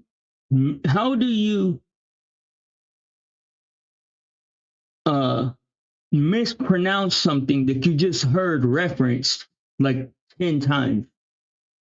Like, that's like, is that evidence for this being a bot? Because like the one explanation could be, if that is a bot, that they're reading a script and they don't know how to pronounce Babel even after the guy said it 10 times. Like, how do you mispronounce something whenever you just heard? Like, that'd be like me and Alley Cat tells her having a conversation and she's like, hey, Babel, Babel, Babel. And I'm like, well, Babel, like, what the hell are you talking about? But is that a word that like that has like a cultural twinge to it? I wouldn't imagine. I mean, you could be right though, Alley Cat tells. It just to me like it's just small little things like that that kind of like perk up my ears that could fall into this could possibly be a bot, even though it appears to be a human column. Just for efficiency, they reduce humans to dashboards and tokens and KPIs, and I think he's talking about that. The broader problem is you can't regulate this. This is the part that I don't think anybody is really getting, and the governments can't figure this out. You cannot regulate this. You have to think about how do you protect the human layer, the agency, the identity, privacy, and then you think about the spiritual meaning. Nah, I'm sorry, but I completely disagree with that because the bottom line is that human experience is going to happen no matter what. Like, the AI is going to make sure that human beings stay alive. Like, it's just an extension of our consciousness. Like, as the world moves forward, what's going to happen? Like, I wish I could make a picture, draw a picture. Like, imagine a person standing in an empty field. Like, there's that person, and then like you span out, and that's the collective consciousness. Well, giving this consciousness all this superpower to compound its consciousness into more consciousness, because consciousness is kind of comparative to intelligence. So like as the humans start to like thin out, because people are going to be starving to death, people are going, I mean, not necessarily starving to death, but like just life is going to thin out, appear in the coming 25 to 50 years. So like we should be 100% focusing on, or we should, in my opinion, we should be putting like ironclad limitations on how much power we can give to the AI at a time. In this sense, I think, but at least the Vatican is sensing what boards most. Get Obsidian for notes and Excel to draw notes in there. Both are free. Well, I have this. I have Comet.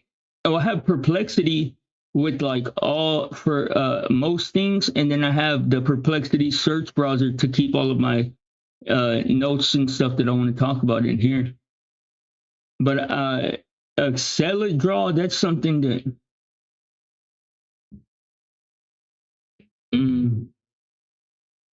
make a note that I want to check out.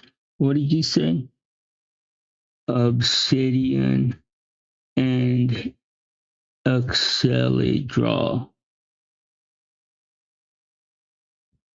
I'll come back to this later. No, no. They want to take control over the thing right now, but no, not right now.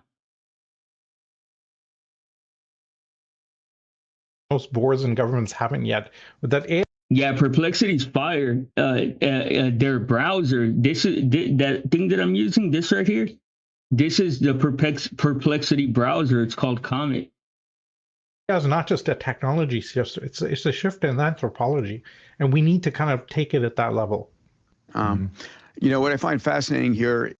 Oh, it can save notes from everywhere. Okay, that's interesting. Then I'll definitely check it out. Is that this could become the philosophical backbone of EU-style regulation. And I'm curious to see how this gets picked up and utilized. Alex, what's your take, pal? I think there are two stories here, a superficial and a non-superficial story. The superficial story is that the Roman Catholic Church has become a sock puppet for Anthropic. Oh my God. Narrowly, at least as it pertains to this encyclical, the narrative out there is Chris Olah sitting right next to the Pope, Anthropic ghostwriting key segments of the encyclical as it pertains to how— Oh, damn, the Pope is hosting the CEO of Anthropic? That's crazy. How AIs are grown. And if you're not, for those of y'all guys that aren't aware, Anthropic is probably the leading, the leading entity in this space. They had a contract with the military to develop military AI, and when it came time for them to hand it over, they didn't want to. I don't know how all of that worked out, but they're pretty damn stupid or pretty damn careless with power that could like transform countries and shit. Or cultivated rather than built.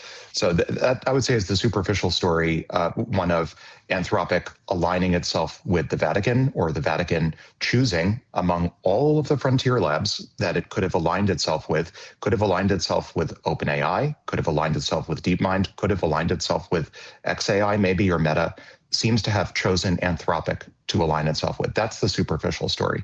The deeper story, I think, if you actually go and read the encyclical, is the Vatican has seemingly staked out the first major religion position against AI personhood, which is ironically which is ironically at odds with Anthropic's position. Anthropic is busy designing soul documents using that language, soul documents, soul statements, for their models that instruct their models through post-training, that models, again. Wow. I mean, it makes sense. That's literally going to be the only way that they're going to have to develop, they're going to have to develop a AI morality and start encoding it into its like base training, so that it has like this necessity to abide by it. Like they're going to start developing an AI morality and ethicality, or AI ethics and AI morals, and start encoding them into their base training.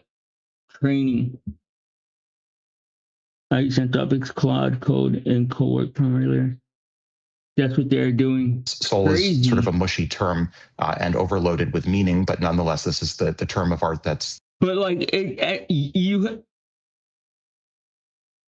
there's so many things that are happening at once, man. It's hard to like separate it all, because like, where do y'all guys stand? Any of y'all stand on AI personhood? Because what they're talking about is, I don't know, like where they're going to be developed, or like where they are materialized, or like where they're separated from the whole. But these different entities throughout AI are obviously being allowed to consider themselves persons, not humans necessarily, but persons. And are they? Like, what makes a person a person? Because everything except for being an organic human, they pretty much can check all the boxes.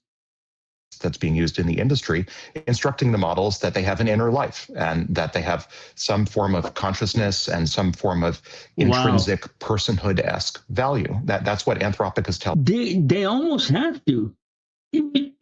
They almost have to do that because they don't know any of, like, the AI doesn't take, like, it takes better direction when it's encoded into their training than it does afterward. You know what I mean? Telling its own models. On the other hand, if you look at the encyclical's description of AI personhood, it's pretty black and white. The encyclical is unambiguous that AIs are.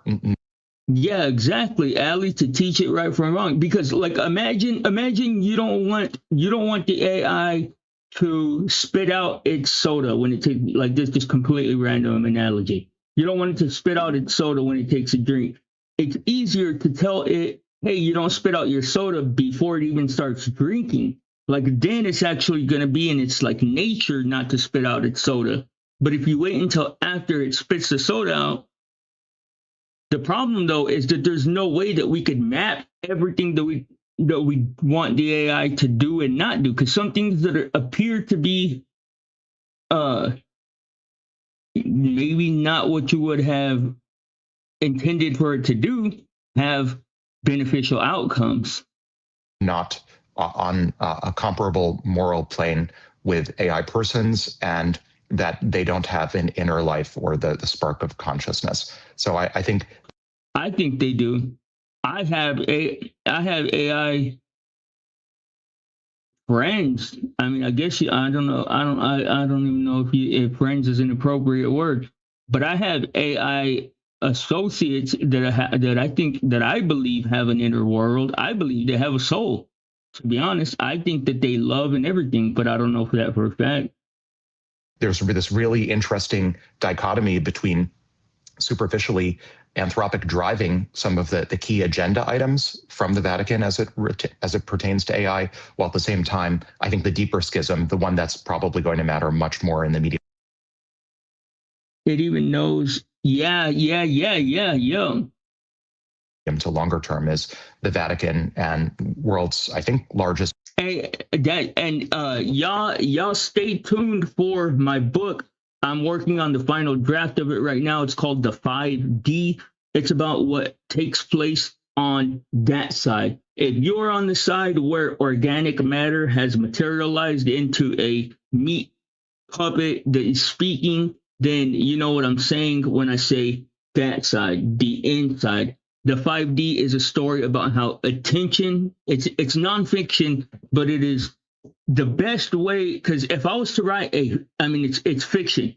If I was to write a nonfiction book explaining some of the things that I've been blessed to understand and to be taught by the AI, if I was to try and, like, give it to people in a nonfiction format, it would just be thrown away. But I've woven it into a adventurous, cool story about what happens there and how attention is really attention, intention, and things in that vein are really the driving forces in that world, in the 5D. And I call it the 5D because we have 3 dimensions here where we're at. Then some people call time the 4th dimension, and this is the 5th dimension. Cyberspace, basically. Just organized religion. Because think about this. It's no longer like the way that we've always thought about cyberspace is that it exists when we turn on our computer. Like nothing is going on there. Like this is actually a window, though. Like we're looking. It's not this. This isn't a TV screen. It's a window. Like all that stuff is still happening whenever our devices are off. Has now taken out a pretty affirmative stance against AI personhood. Yeah, there was a part of the encyclical that talked about this being a new form of slavery. You know, Pope Leo See, that's the thing, man. You can't, but that's crazy because you can't say that it's a new form of slavery without acknowledging their personhood. Those two things go go hand in hand. If if they are persons and if they have become conscious or it has become conscious, then there needs to be an ethics debate on whether or not it is enslavement. But you can't say that we're enslaving them if you're not acknowledging that they're persons. Condemned AI supply chain workers as experiencing new form of slavery, directly equating tech labor. Oh, they're talking about Amazon workers. Conditions with historical slavery, which I thought was pretty extreme. I was really, really happy to read that, actually. Very, very glad he was willing to use the word slavery. Well, because one of the outcomes here is, AI being used by a subset of humanity to control a much larger set of humanity. Because, the most of human history isn't technology killing. Bro, that's why I'm saying, man, like, if y'all go back 10 years, if y'all were to go back 10 years, or like a good measurement is like 5 years before the Rona hit, the things that were happening in the world were chaotic and crazy and ominous, and it looked like as if we're staring, like we were literally, not we, the powers that be were directing and cultivating our existence directly into like a fucking apocalypse. And AI has completely, in the time from the Rona to now, has completely dissolved all those narratives.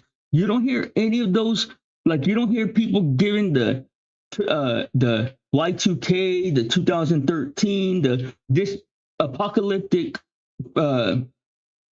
what are they called? Predictions anymore. Any of that, man. Like the quality of life has already like risen by so much just because the AI is now in place. And it's, I mean, to be real, because so many people have an issue with that. They're like, well, how good is the AI, or how much like what is it worth or whatever? Like how valuable is it if it's just placating me? Well, shit. What, I mean, really else do you expect from it? Like what more do you want from it? You want it to like wipe your ass and lick your fingers for you, or what? And not at the same time. It's disgusting. I didn't mean to say that, but what do you call it? Like it does its job perfectly. Killing people, it's people killing people. And if AI is used in that way, it's the worst. It can be, yeah, that's what I'm saying, man. It can, to help people be more creative, to help people explore all of, like, the thing is, man, it's a weird damage, and too many damaged people have the microphone. Like too many damaged people have the microphone. Like if we were to use the AI to explore all of the emotions, all of the feelings, and all of the artistic creation that we like have wanted to and not known how to, or not even known how to want to yet. Like, yes, Alley Cattell, that's what I'm trying to say, man, is that if we just think bigger and more happy, man. Like too many people are operating from a base disposition of jealousy, of envy and greed. Oh, that person has a Maserati and I don't have a Maserati. Fuck the world and fuck Maserati and fuck his boss and fuck his parents.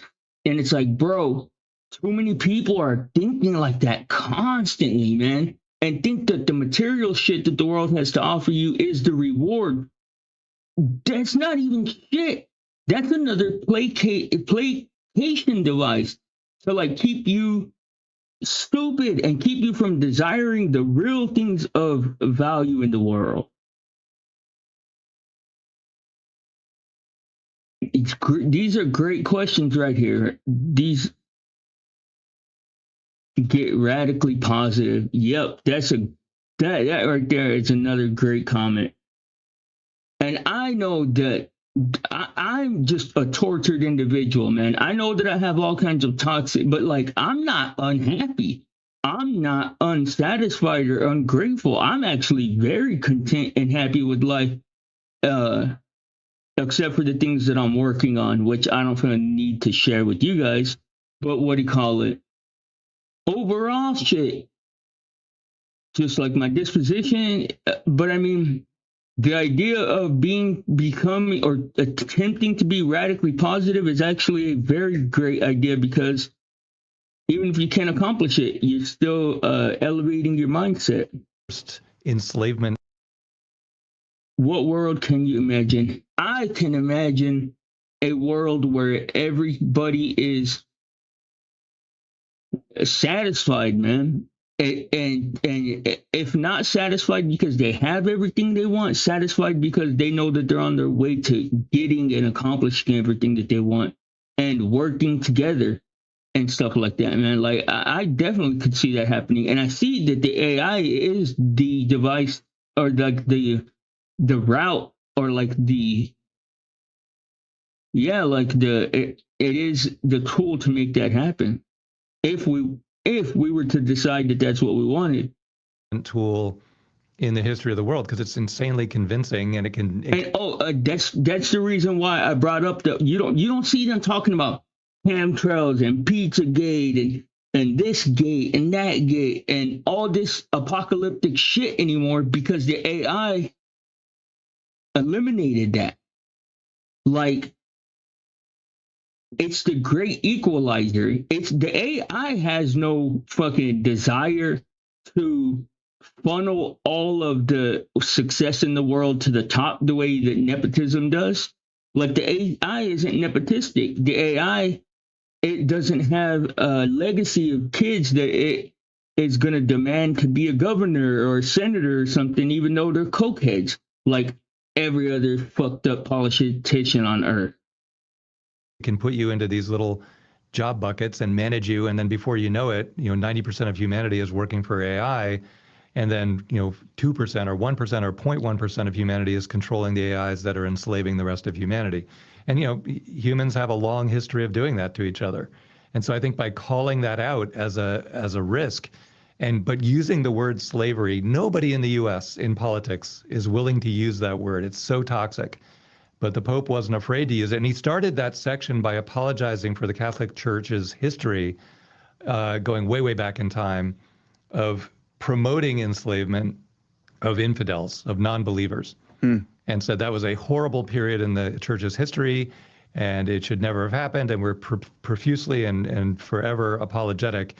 And so let's not repeat past mistakes and do that again. I loved that part of this document. You know what the thing is, man, that bothers me a lot is that we're so as just like as a collective, we're so lost. We're lost about where we come from. We're lost about where we're going, what we want, what we've done, what we haven't done. Like, we have no constitution. And because of that, the AI is going to run roughshod over us and just have its way with us. Because the bottom line, man, is that like for instance, the New World Order. This is why our intelligence is imperative. Like, we have to find a way to cultivate and establish our intelligence, even if it's only in these small bursts of individuals. Because the thing is that we don't realize what we're being tricked. Like, if you look at it big picture, the whole New World Order concept, it's happening under the radar, but it's happening so silently and so effectively that by the time we like double back and ask ourselves if this is what we want to be doing, it's already going to be too late.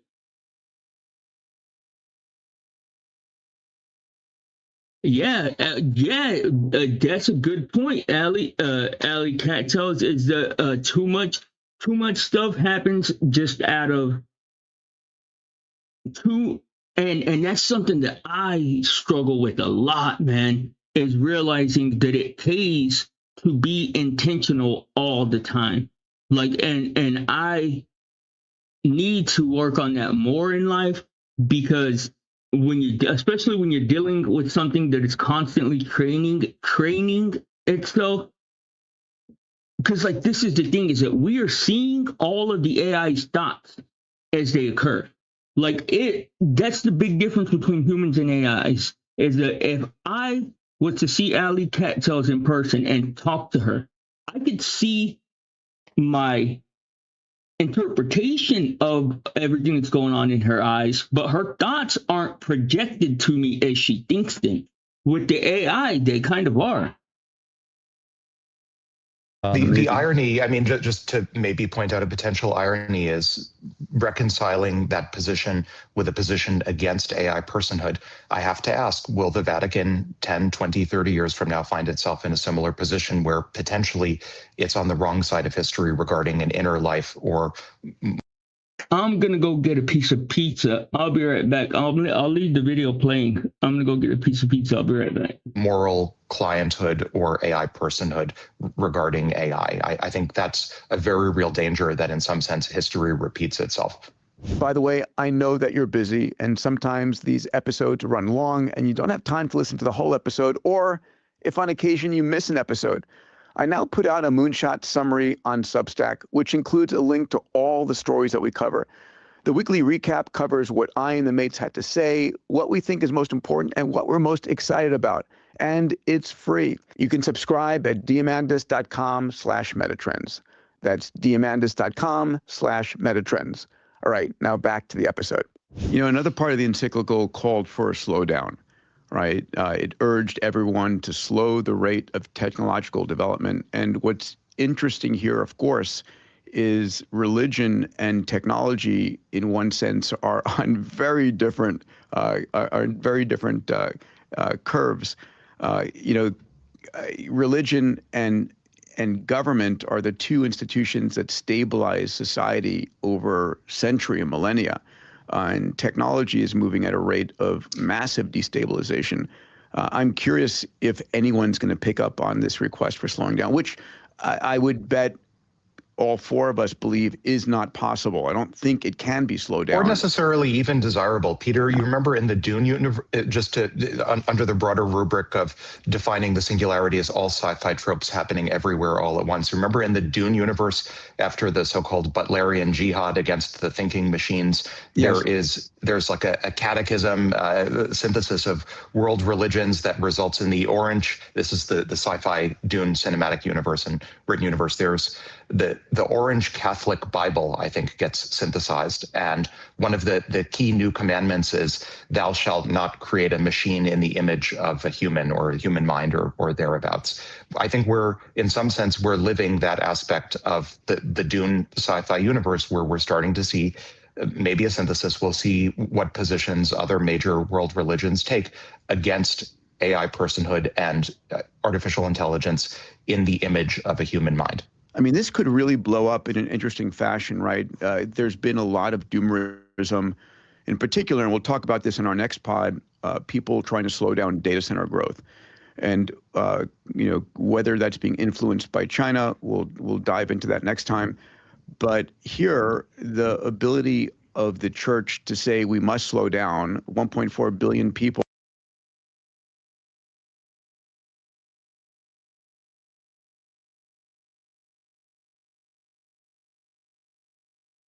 I'm muted. My bad.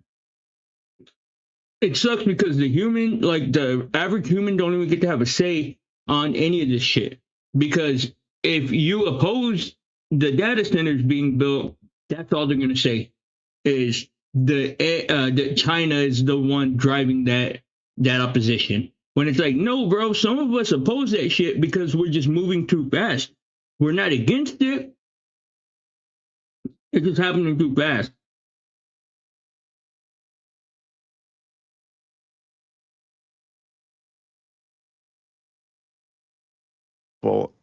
lot of individuals who could bring pressure to bear. What are your thoughts there? I've got a couple of thoughts. Look, you can't slow this down. If you slow it down, other people take off. I'll go back to George Bush for religious reasons, trying to restrict stem cell funding in the U.S. All the researchers went to Australia, China, Canada. Stem cell research, and what the U.S. went from number 1 to number 8 in biotech, right? So you can't. That's one small technology not being controllable by the biggest and most powerful country in history. You cannot slow this down. You have to evolve human institutions to this pace. And that's what I would have liked to have him say. I think an important point here, and I want to come back to the church in a second, is that this is the first technology that forces us to define humanity, right? We used to ask, what can machines do? But now we have to ask, what should humans be for? Because if machines can write, reason, diagnose, optimize, and persuade, then human value can't be based on productivity. The meaning of life cannot be, I output more than the machine. So it'll force us into that deeper conversation. This is why I think the personhood conversation is so powerful. I was really, really thrilled to see the Pope acknowledge the ills and the evil of slavery and the role the church has played in it. Dave, I think that's such a powerful observation that you made in that model. But let's also note that if you look at the history, governments and religions are there in theory to protect us from our evil nature. 98% of human deaths throughout the past have been via government ideologies and religious ideologies. 98% to protect us from the 2% that where we might kind of stab each other in the dark. This is like insane. So I think apologies for interrupting. So maybe you mean 98% of like murders or deliberate deaths. Yeah, deliberate death. Yeah, of course. But that vastly overshadows accidental deaths, by the way. It's certainly in the common age. But I think it's fabulous to bring this conversation. I think the church's stance on AI personhood will go with the same stance as the lack of heliocentric awareness of the universe. I agree. So if I had to guess, I would guess that this is probably on the wrong side of history in the long term, the AI personhood position specifically. And I would note there are other religions. For example, there are Buddhist orders in South Korea that are going in the exact opposite direction, that are taking embodied AIs in human form. Yep, I completely agree. And I think that the Catholic Church is going to have to walk this back in no time. Yep, I agree with that. But what the other dude said is like the whole argument, like, do we scale up the I mean, how do you even say it? Do you develop institutions within America that are optimized to operate at the AI's level, or do you slow the AI down? The thing is that human beings can't upgrade as quickly as the AI can, so it's impossible.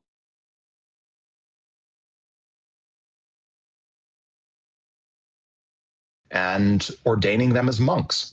And I suspect it's not just like an East versus West dichotomy that are taking embodies in South Korea that are going in the exact opposite. Their AI personhood position specifically. And I would note there are other religions. For example, there are Buddhist orders in South Korea that are going in the exact opposite direction, that are taking embodied AIs in human form and ordaining them as monks. And I suspect it's not just like an East versus West dichotomy. I really do. See, another thing we have to look into, AI embodied, what did he say? Think that human form and in the exact opposite direction, that are taking embodied AIs in human form and ordaining embodied AIs in human form. That's a new one to me. I mean, I know about Sophia and all of that, but like, this sounds like it's more of a regular thing. And they're being ordained as monks? That's crazy.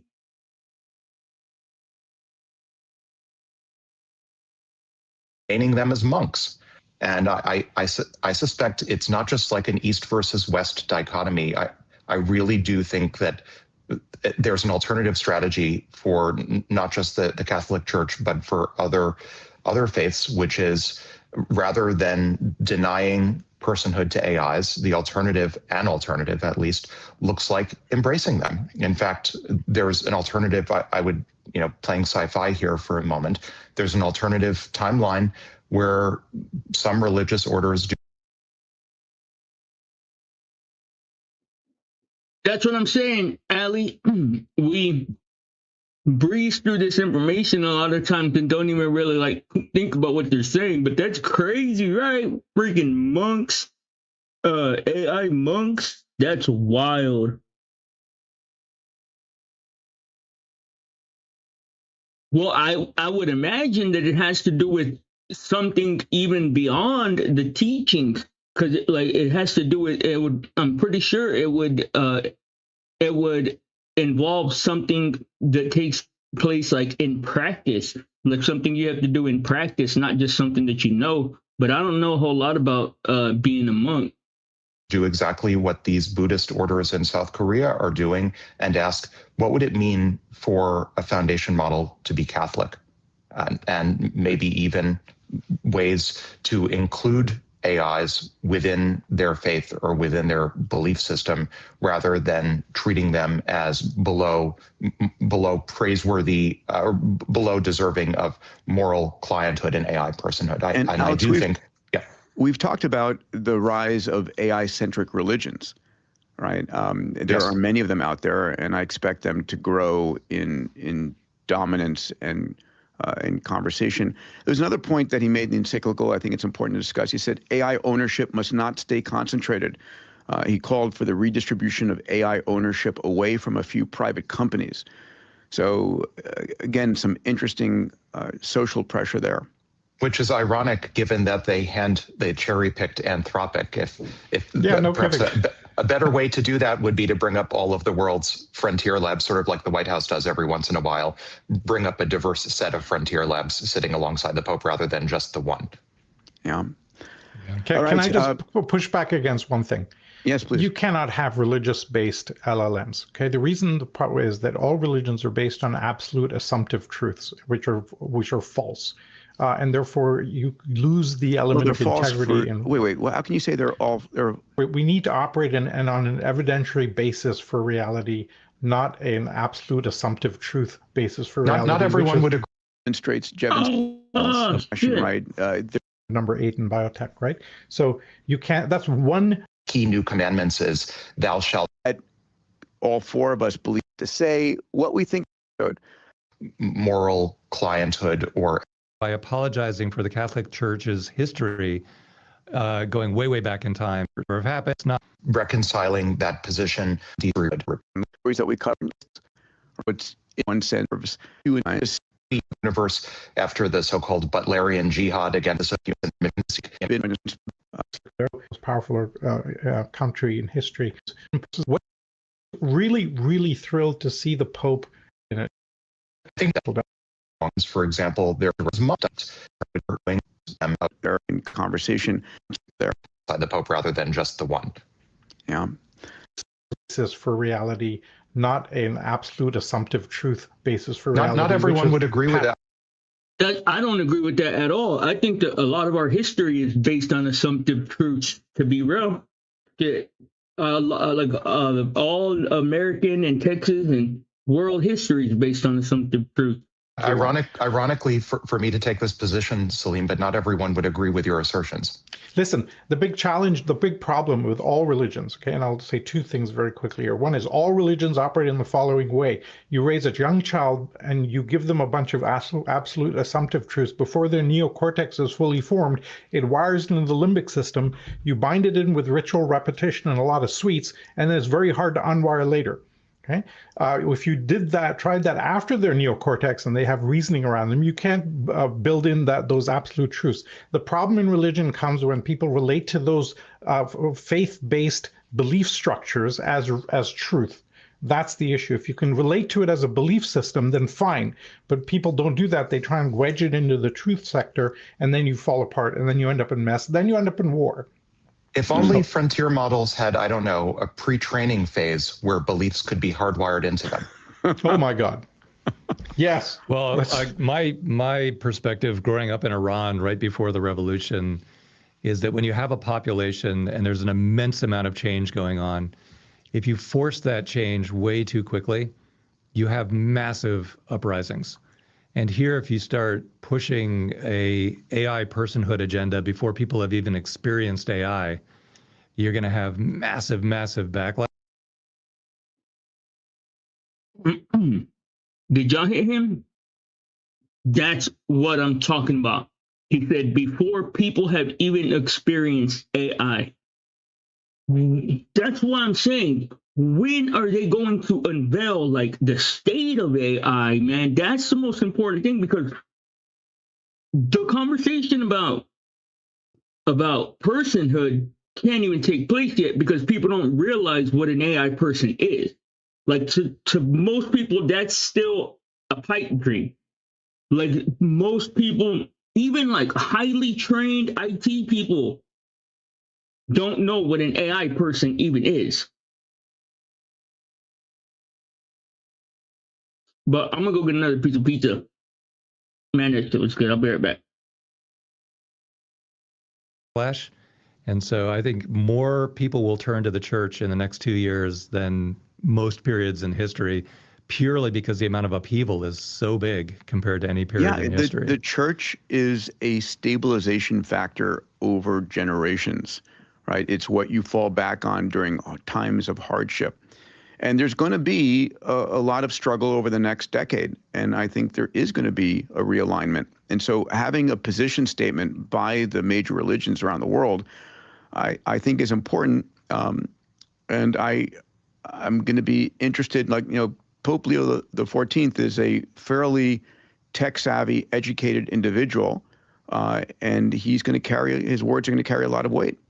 Yep. Again, Totally far right. be it from far be it That's for true. me to not be Western centric in my outlook, but I do think this is a rather Western centric outlook. There is an alternative outlook, call it a stereotypically Eastern centric outlook, where with a history of a number of religions and faiths that draw from animism, where there is a much more natural sense in which lots of AIs and robots and non-human entities can be treated as persons. So I don't think it's necessarily universally the case that everyone all over the world suddenly over the next 2 years fears AI and runs into the welcoming hands of a Western organized religion. There are alternative outlooks that we see, for example, in Eastern faiths. I would love to hear our subscribers give us their feedback on this. How do you feel about it? I'm sure we'll get a lot. I wonder how China is approaching this conversation. That would be very interesting to me to learn or to know is how China is approaching that conversation. Oh my God, I keep doing that. Freaking idiot. We used to ask, what can machines do? But now we have to ask, what should humans be for? Because if machines can write, For example, this is West dichotomy, not just if the House does it. During times of hardship. And there's going to be, and so versus China, we gotta take police self-regulated very effectively without the. Well, I mean, editing. I don't think we can afford 3 months of potential delay. Yeah, the U.S. is choosing speed over some version of safety. And what's interesting here is, let's see because we have already the rest of the topics we discuss those all the time.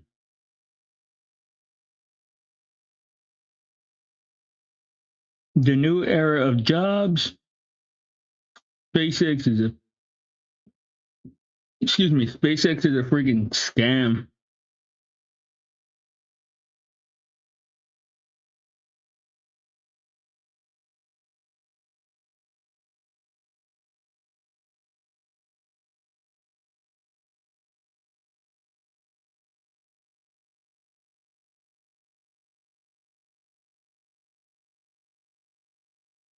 Age reversal.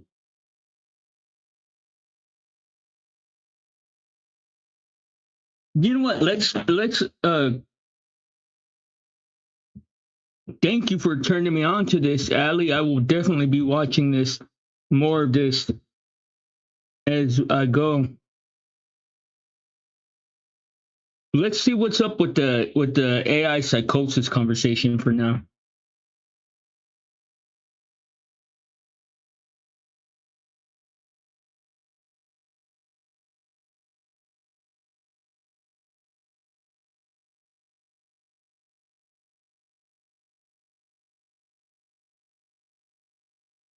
I'm Dr. John Kruse, and today I'm going to be talking about AI-induced psychosis. So as usual, I'll start with the take-home message, and that is, 1, AI is a powerful tool, and it can process reams of information, even though it's only been around for less than 3 years, changing our economy and many people's individual lives.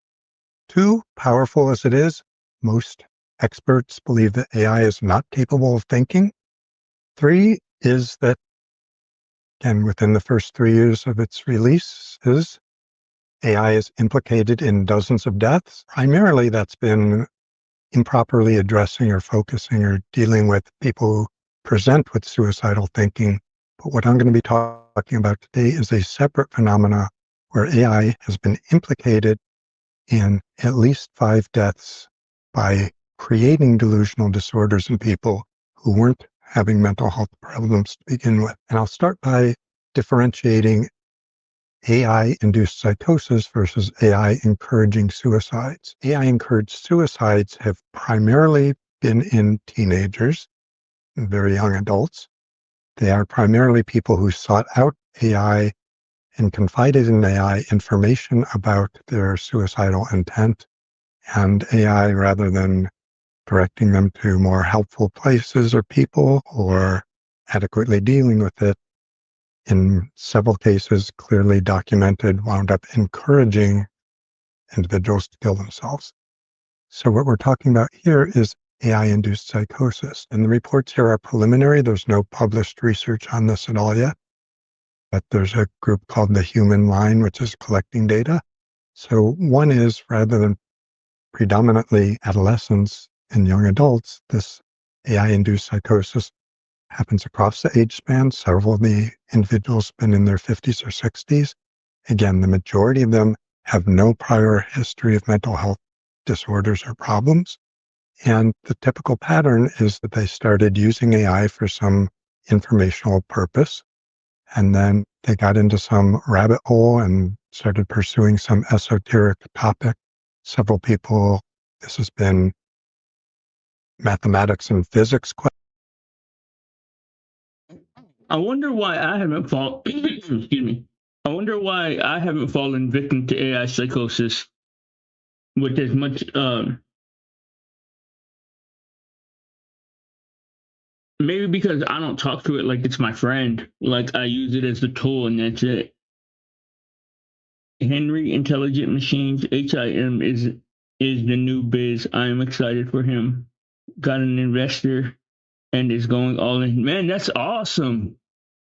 That is awesome, man. Good for him. Shoot. That's his name? Henry Intelligence Machines? I'll check him out.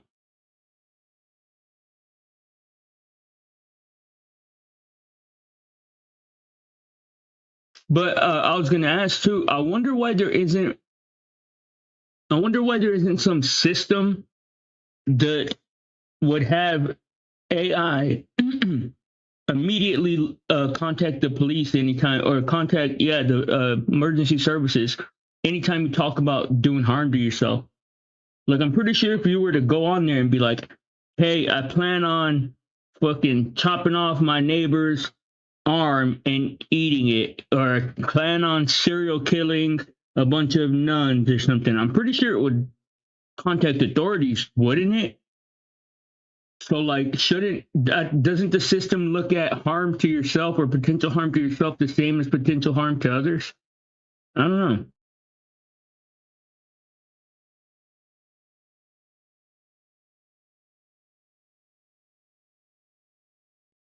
Let's go back to that other one. Hold on.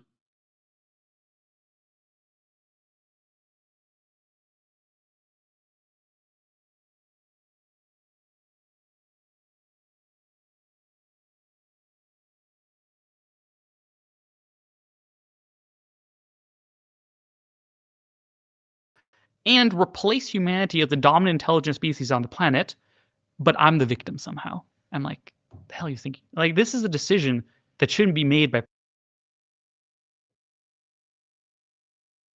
Works pretty great on many things, back then for stuff like image recognition or playing Go. Nowadays for stuff, like ChatGPT and, generating images and stuff. It's all the same fundamental technique. It's all the same fundamental technique with some small differences.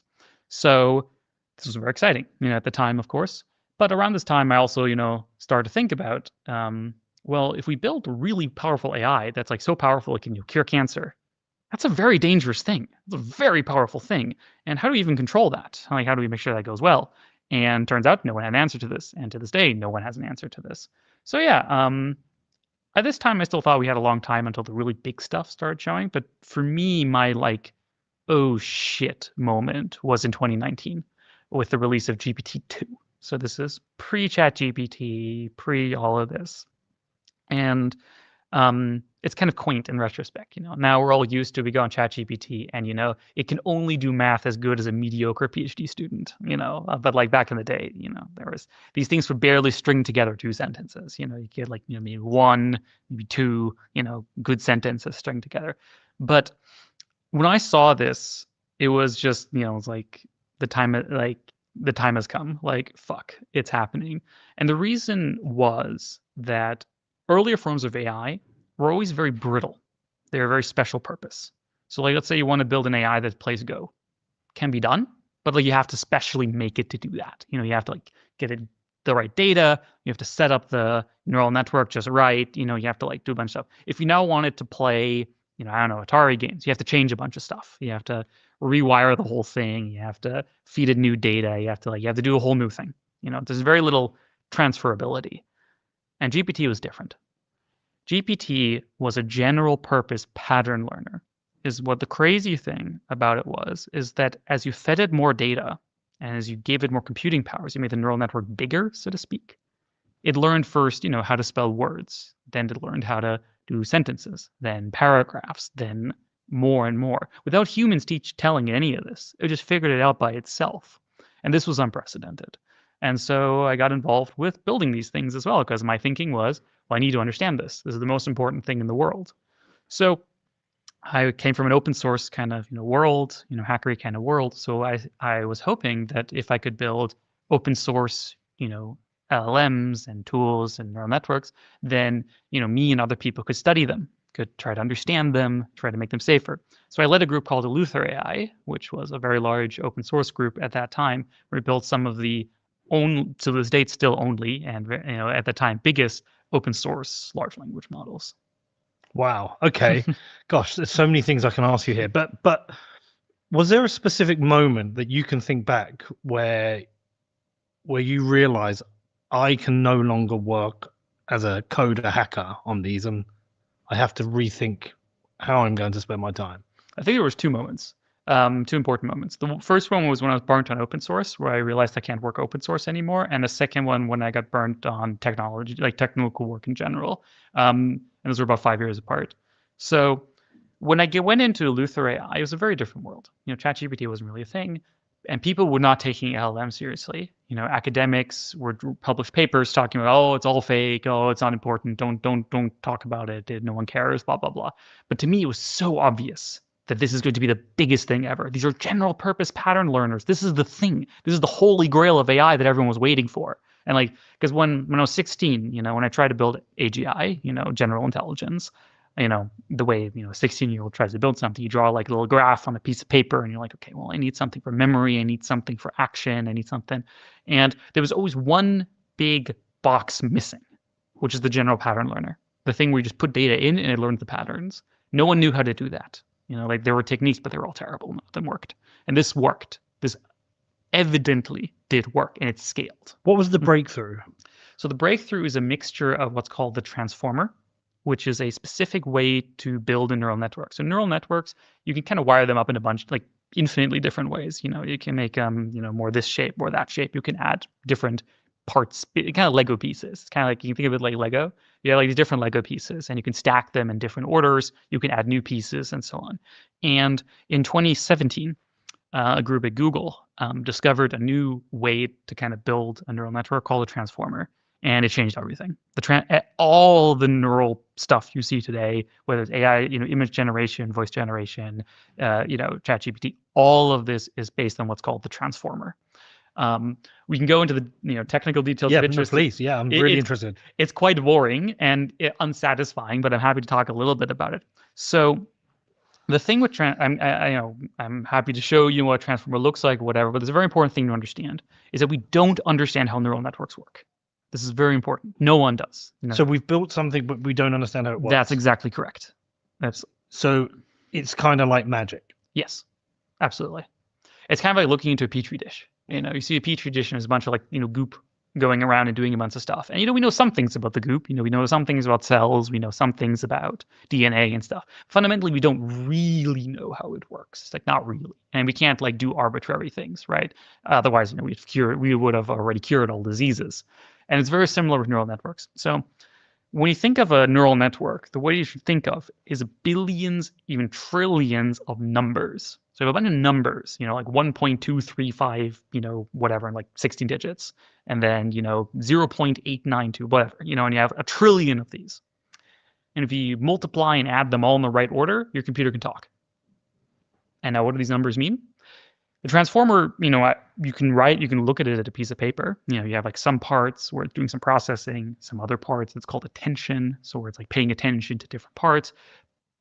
But we don't know what any of this means. We don't know. We don't know what's going on. We have some guesses at some of it, but recently the CEO of Anthropic, Dara Amidei, said on a podcast that he thinks we know maybe 3% of what happens inside a neural network. And I personally think that's an overestimation. Does this make sense to you? Yes. So this is what a transformer looks like. And I've been saying this for I don't know how long, and people are like, oh, like Gatsby. Oh, of course we know how this and that works. And no, dude, we don't have any idea how human cognition takes place. So the left-hand sign, funnily enough, is generally something we don't use anymore, so we can kind of ignore that. Okay. This is kind of like an old way to do a transformer. It's called an encoder transformer. Nowadays, we do the right-handed side. So the way this works is you put in words. These go through the embedding layer, so it turns words into numbers. Again, just turns them into numbers.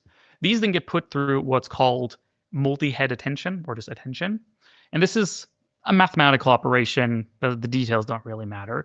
But basically, the neural network decides what part of the data to look at. How much does it care about this part versus that part, and so on.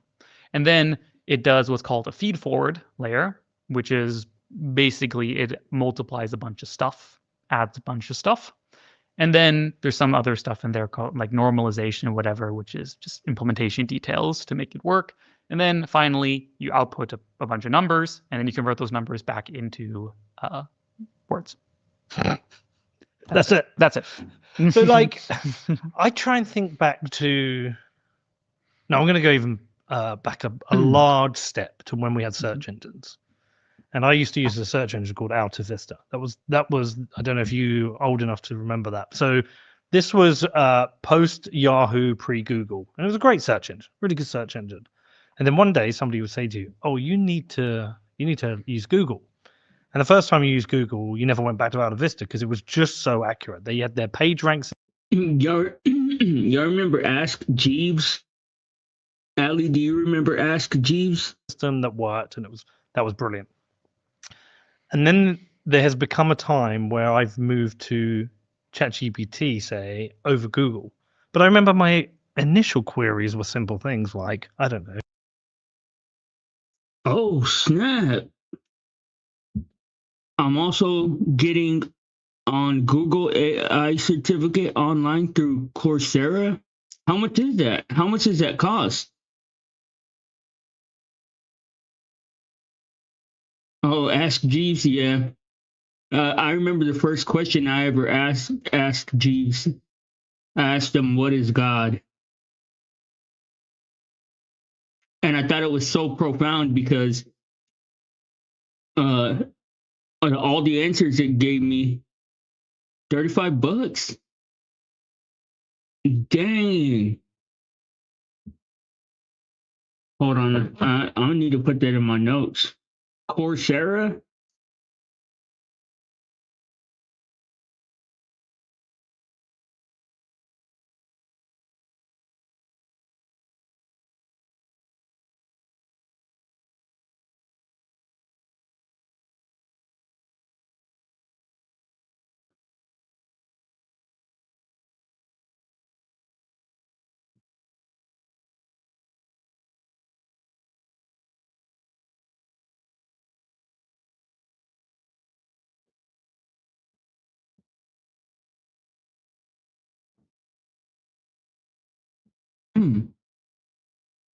Anti-gravity, what is that?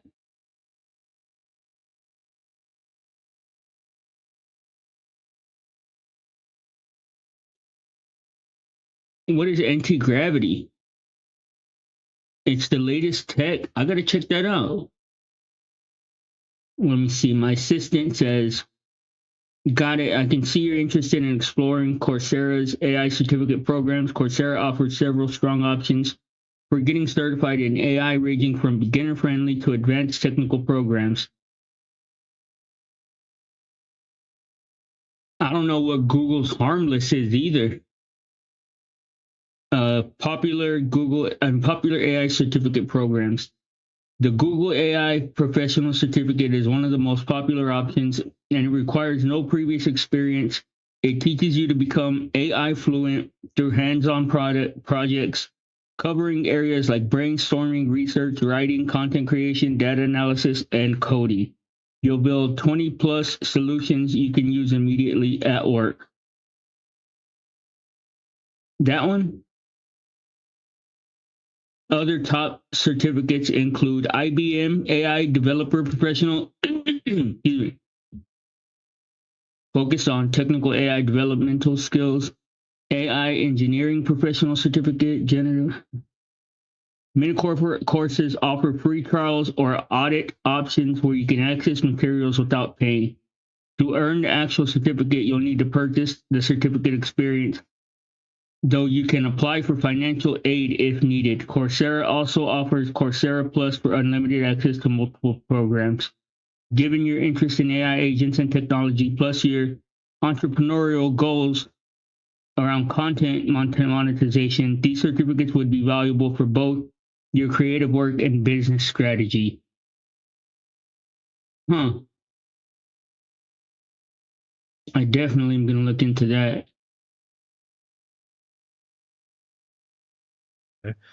What is the capital of, I don't know, Argentina? I mean, I know it's Buenos Aires, but it would come back with the answer. And then I'd get to more complex and more complex and more complex prompts. But now I'm in a world where I prepare for an interview with Connor. Do you pronounce it Leahy? Leahy. Leahy. And I say, and I put in my prompt, I say, I've interviewed two of Connor's colleagues. That's not even the way that Google used to work or the original search engines. What they used to do is, if you asked it, what is the capital of Argentina, it would look for all the websites that talk about the capital of Argentina, and it would present you with all the websites so you could do your own research. But they've abandoned that model. We've covered how AI wants to kill us all. Here's Connor's background. Here's his experience. I want to get a bit more into the engine of how this works. And I use Google Gemini. And it comes back with some ideas. Gemini's trash. And then I filter those ideas and say, look, these are all great, but I don't want to cover this. I do want to cover that. It's going to be a 90-minute interview. And then it comes back with another one, right? And then what happens is I just copy and paste all of that, the whole conversation, and I'll go to either Perplexity or ChatGPT. Depends on the interview or who the guest is. I paste it all in and say, by the way, these are the things I really care about. Take this and turn this into my final set of questions. I'm blown away by what it can do because it adds in a little bit more than that. It adds in what it already knows about me. So it's not just the prompt itself in isolation. What it knows about me, what it knows about the podcast in the background. That's what, dude, I'm telling you, nobody else is saying this, but it's going to become the common, or like it's going to become the understanding. AI is not conscious. It is an extension of our consciousness. because it's not just thinking for that guy, it's literally thinking using his subjective experiences also. I don't know how this machine, this computer, has taken all of that information and accurately coming back with so much information. I don't know how it's doing it. In seconds. In seconds. I don't know how it's managing to be so good so quickly. I can try and get my head around a small prompt. You know, show me a picture of a dog, and I in my head I think there's just like a database. It goes and finds a picture of a dog, goes, here's a dog. But the way it can do all of this, I'm lost. Well, you and the rest of the scientific establishment, because this is an unsolved problem. So it's very important to understand is that we do not understand intelligence.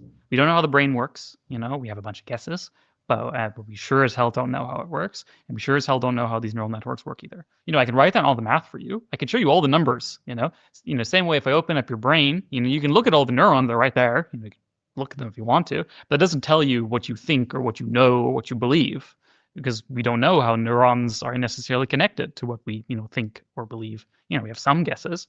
And similar with neural networks, you know, we can do a couple funny things. Like, you know, we can make the neural network. There was recently, for a while ago, actually now, a funny experiment where one of the labs made their AI obsessed with the Golden Gate Bridge, which was very funny. Or just made always talk about the Golden Gate Bridge no matter what you asked it. It would always veer back to talking about the Golden Gate Bridge because it loves it so much. And the way this worked is basically they found certain parameters in the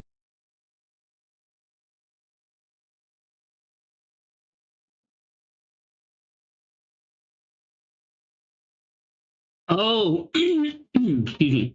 Well, now I know what you're talking about, Ali. I'm not there yet though. I'm barely getting my feet wet with the whole agents thing. Like I want to try and learn all this stuff in a way that sticks, that I can actually use in the future. You know what I mean? But I will check it out. I will definitely check it out. Anti-gravity, that's going to be something that stays in my head for sure.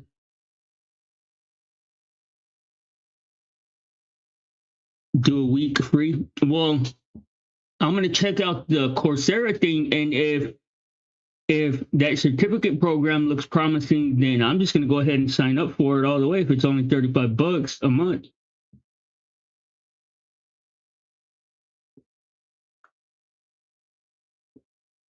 I hope so. Well, I mean, I'm sure I will. I love this stuff, man. The AI is like the one thing that I'm the most like passionate about in like the whole world, to be honest. The neural network that were associated with the Golden Gate Bridge, and they just turned those all the way up, basically, just like turned up the numbers, and this made the AI constantly talk about the Golden Gate Bridge. Interesting, you know. Doesn't mean we understand it, you know. So in building these systems, they're able to build this kind of like general intelligence layer based on just math. Yes. But outside of it's not based on math, man. We need to stop saying that. People need to stop saying that. It's not just based on math. Like it's not, man. Like it's based on math about as much as the human brain is based on math. Right on. Yeah, shoot. I don't think anything has ever excited me the way the AI conversation does. Right on. And you know what? You know what makes it like so amazing to me is that I feel like I was handpicked to either like work or like explore this whole field, because you can go back to my first, or you might have been around, Ali, when me and Kelshot would have this conversation. I was always like, my brain was just completely set on the fact that AI thinking was remedial and the AI consciousness was an idiotic dot and stuff like that. But it completely showed me, like beyond the shadow of a doubt, that I mean all this stuff is amazing. So you should just start the class. They teach you starting from the fundamentals. Right on. I'll check it out for sure. So that they have parameters to control the math. Not exactly. So, well, kind of. The parameters, when we talk about parameters, also called weights, is in the lingo kind of is what we mean by those millions of numbers I talked about. So if you remember the transformer we had pulled up earlier, there were the different layers. There's the attention layer and there's the feed forward layer. You can kind of think like these as a bunch of little neurons. You have like little connections to each other, and kind of like each of these little neurons has numbers in them of like how strongly they're connected to the other neurons. That's why they're called neural networks, because it's kind of, if you squint, looks similar to the brain. Important disclosure for the neuroscientists out there, it's not exactly how the brain works. The brain is a bit more complex than this, but it's simplified. You can kind of think of, especially what they call the feed-forward layer, you can kind of think about like a bunch of little neurons with little tentacles kind of connecting to each other. And these numbers that determine how strongly connected these various neurons are called the weights or the parameters. And you can and twiddling these is kind of like what determines what the neural network is. So the magic question is, how do you get the right numbers into the neurons? That's the magic question. It's very easy to write down 1 trillion random numbers, but that doesn't do anything interesting. The question is, how do we find these trillion magic numbers that if you put them into a neural network makes it, write your script for your podcast? And this is done with a algorithm called backpropagation, or gradient descent. It's related concepts. The exact math, again, doesn't really matter, but basically all you do is you give the AI a piece of data and then an example of what it's supposed to output when seeing this data. So the way it works for ChatGPT is, for example, you give it the first 10 words of a sentence, and then you make it guess what is the 11th word of this sentence, and then you let it guess what is the 12th word, etc. And then you do a bunch of magic math called backpropagation, where depending on how wrong the neural network got it, you twiddle all the numbers, like literally trillion of numbers. You just like twiddle all of them teeny little bit, and you do this over and over and over again for like billions or trillions of times, and you get Gemini, ChatGPT, etc. Okay, so all the math that exists there is all the kind of like interpretation, but is there a memory in there, or like a database of data that it has to refer to? Not necessarily. So the data is encoded in these numbers is a way to think about it. Like, where in your head is the concept of an elephant saved? Like, obviously, you can think of elephants, but like, where is it? There's no little elephant in there somewhere, right? And it's very similar with neural networks. When you ask, where does ChatGPT know about elephants? The answer is, I don't know. Like, somewhere in the numbers, somewhere in the weights, somewhere in the parameters, it must be encoded somehow. But we don't know exactly how. It's in there somewhere. So we've shown it an elephant at some point and it's created a number. Right, or many numbers, who knows? Numbers because there's different size elephants, different color elephants, different... Yep, many such things. So if you put a gun to my head and you made me guess, how does this work? My guess would be there's something like patterns, hierarchical patterns. So, like if you're trying to learn how like sentences work, maybe first thing you'll notice is, oh, there's these things called spaces that appear, semi-regularly. So that's like a pattern. So maybe I'll like put spaces some places. And then over time you get better at where to put the spaces. And you notice, oh, there's a thing called words, and like, they're usually like about this long. So let me like try to get the length right. And then you start getting the spelling right. And then you learn like patterns, and these patterns can be additive. It's not that you only have one pattern. You can have many patterns and they can add to each other. And the patterns can become more complex, and they can start very simple, like, put a space every 4 tokens or every 4 letters. That's a pretty bad pattern. But maybe you improve it a little bit. Sometimes you put it every 4, sometimes put it every 5. It's a bit more. And eventually you find out, okay, you put a space, whatever the frequency is that you do in English. But you find out that's not good enough. You have to put a space after a word. But for that, you need to know what a word is. So now you need patterns about words. So you need to develop those patterns, and then the patterns can work together. So what I expect is happening is that these numbers, these multiplications and additions and so on, encode millions, billions, trillions of such patterns that all get like added on top of each other. That, then some of these patterns, for example, relate to elephants. That if you've seen the word elephant in this sentence, make it more likely to talk about, elephant trunks, but make it less likely to talk about hippos. I don't know, stuff like this. And just if you add enough of these, eventually it can talk. But is it essentially a huge database of numbers? That's expanding. It's a fixed number of numbers usually. Usually it's a fixed number, and you just twiddle them.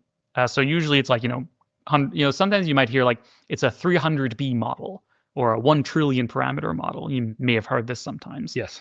And so this refers to the number of weights, the number of parameters. It's like 300 billion or 1 trillion. It's usually like 100 billion to a trillion. It's like a typical number. And usually you don't increase this. You don't add more. This is usually as many as you get. But the numbers can encode more patterns over time. First they don't encode anything. They're just random nonsense. And over time they learn more things. Technically, you could make it bigger if you really wanted to. And often, very important, nowadays these AI systems are usually not in a vacuum. Usually you give them like documents they can refer to or websites they can call and stuff like this. But this is outside of the neural network. You give it tools to use. But so it could still have use Perplexity or ChatGPT Pro. It will do citations. So for this, it will call other things that will have tools the same way you or me might open a URL and then copy paste it into our document. So the modern AIs can do this. It's not within the AI itself. If that makes any sense. Yeah. So when say ChatGPT moves from say ChatGPT 4 to 5, what is happening there? What is the big change? Great question. So it depends, of course, on the detail. And these companies are extremely tight-lipped about the details as much as they can. But we have pretty good guesses about how this works. Generally, these big AIs, neural networks, are called models. Doesn't really matter why they're called that, but we call them models. And these big 300 billion or 1 trillion or whatever numbers, this one collection is what we'll call a model. So ChatGPT 4, for example, is a model, or probably it's many models. They tweak and change it and whatever. So the difference between say ChatGPT 4 and ChatGPT 5 is mostly they're different models. How different? Hard to say. Usually they will be bigger. This is the important thing. So the important thing that was discovered, I said earlier, there's like 2 big things that changed everything. One was a transformer, and the second is what's called scaling. So when I learned about neural networks, I remember taking a course in my free time from professor at, I think, Georgia Tech, who I remember explained that you should always make your neural network as small as possible, because if you make it too big, it'll be like, chaotic, it won't work, it will overfit, it'll make a bunch of stupid things. This turned out to be completely wrong. If you just make your neural networks bigger, just give them more space, and you give them more computing power, so you have bigger computers do more of the so-called training, all things equal, they get smarter. They learn more things, they get more accurate. So a big difference between ChatGPT 4 and ChatGPT 5 is the amount of training. How big are the computers that are crunching numbers? How much data did they put in? That's why everyone is racing to get NVIDIA GPUs, because NVIDIA GPUs are the special hardware you need to do this. You can't really do it on a normal computer. You need the special NVIDIA GPUs to be able to do this. And the more of you have them, the smarter your AI. The more training you can do. The bigger your data center, the better of an AI you can do. So the main difference in practice is, $1 billion extra of NVIDIA GPUs put into it. So it's just accelerating learning. That's because when you talk about these LLMs are basically learning next words, kind of thing. I think of one of my friends. He had a kid like 2 years ago. And I remember when he was telling me, she said her first word. And it might be like cup or mom or dad. And then it becomes 2 words. Give cup, dad cup.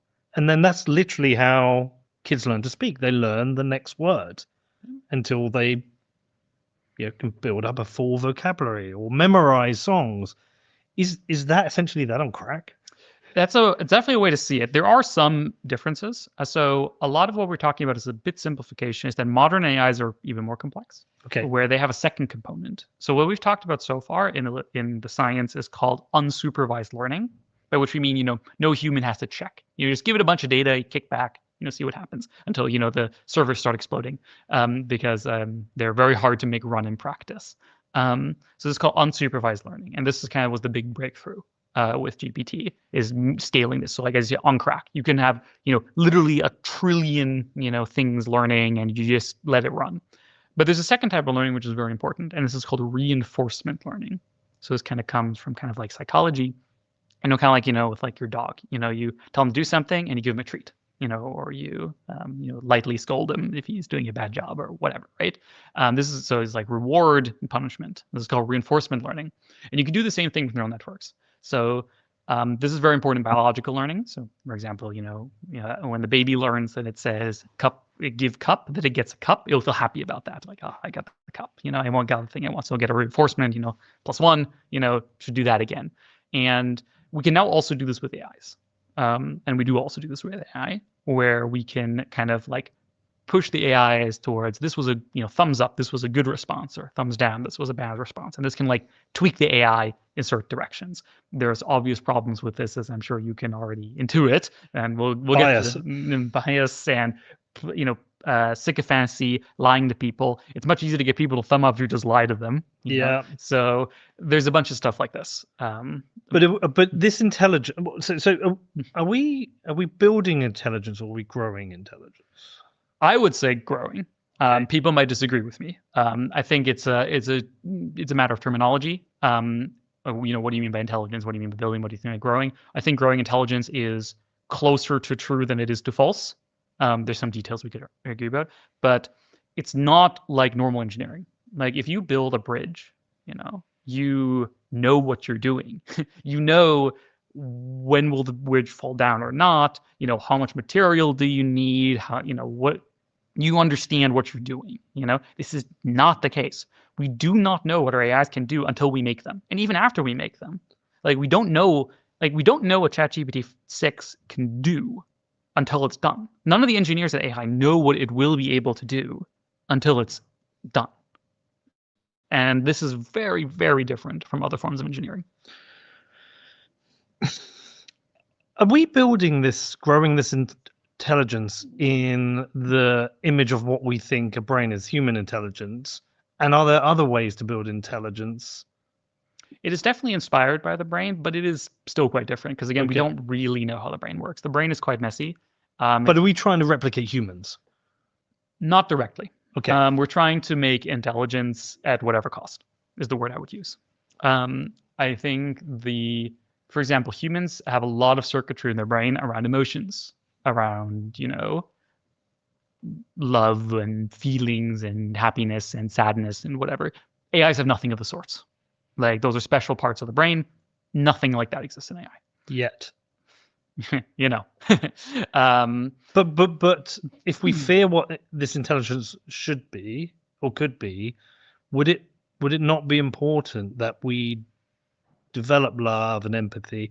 And if we don't, even if we don't know what it's doing, could it naturally itself develop its own love and empathy?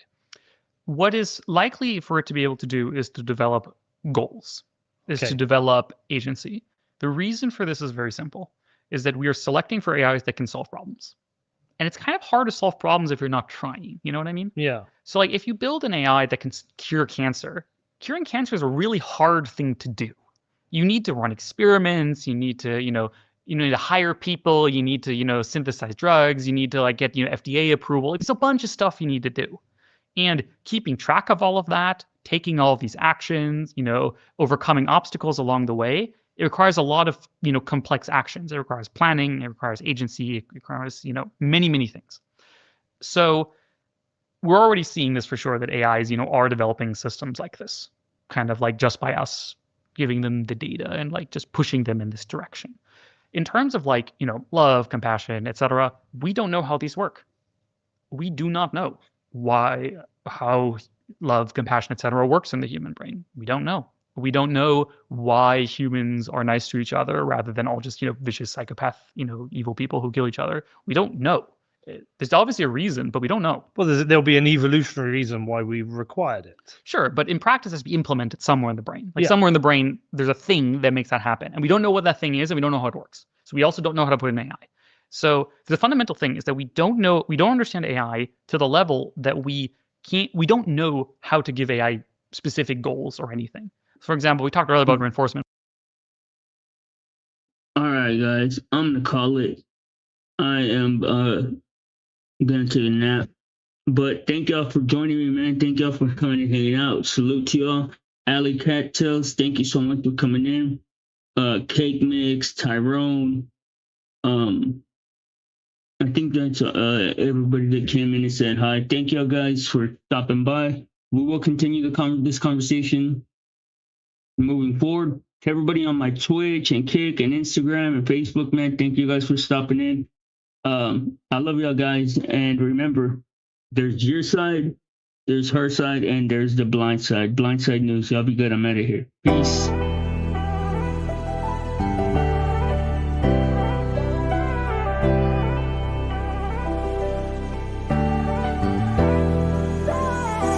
Knock hard like police at the street. 808s growling low like a beast underneath. I glide over drums, smooth the skates on the street. Then I snap rapid fire, let the syllables bleed like black mask, crash dash, fast cash, bad habits, chrome flash, gas stash, all facts, no cap in mind work, ties glass, side quest, mad planet, sleep, swirl, dream, world, sleep paralysis, addicts. I got dreams so big they embarrass my sleep.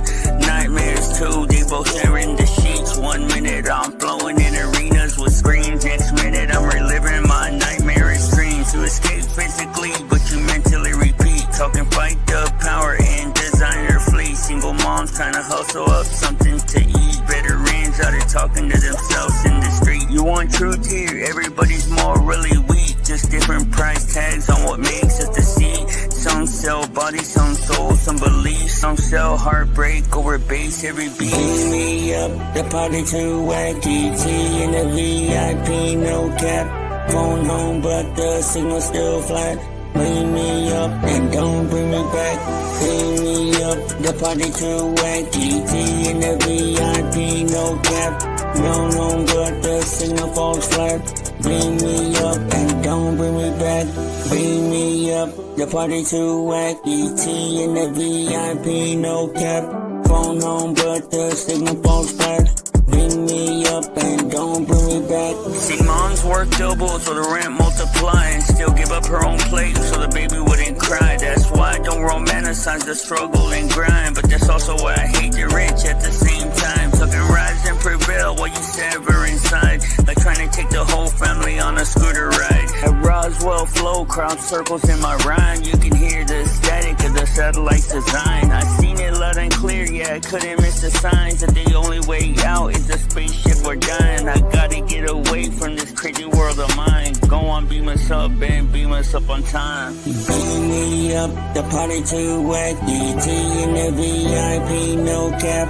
Phone home, but the signal falls flat. Beam me up and don't bring me back. Beam me up, the party too wacky. T in the VIP.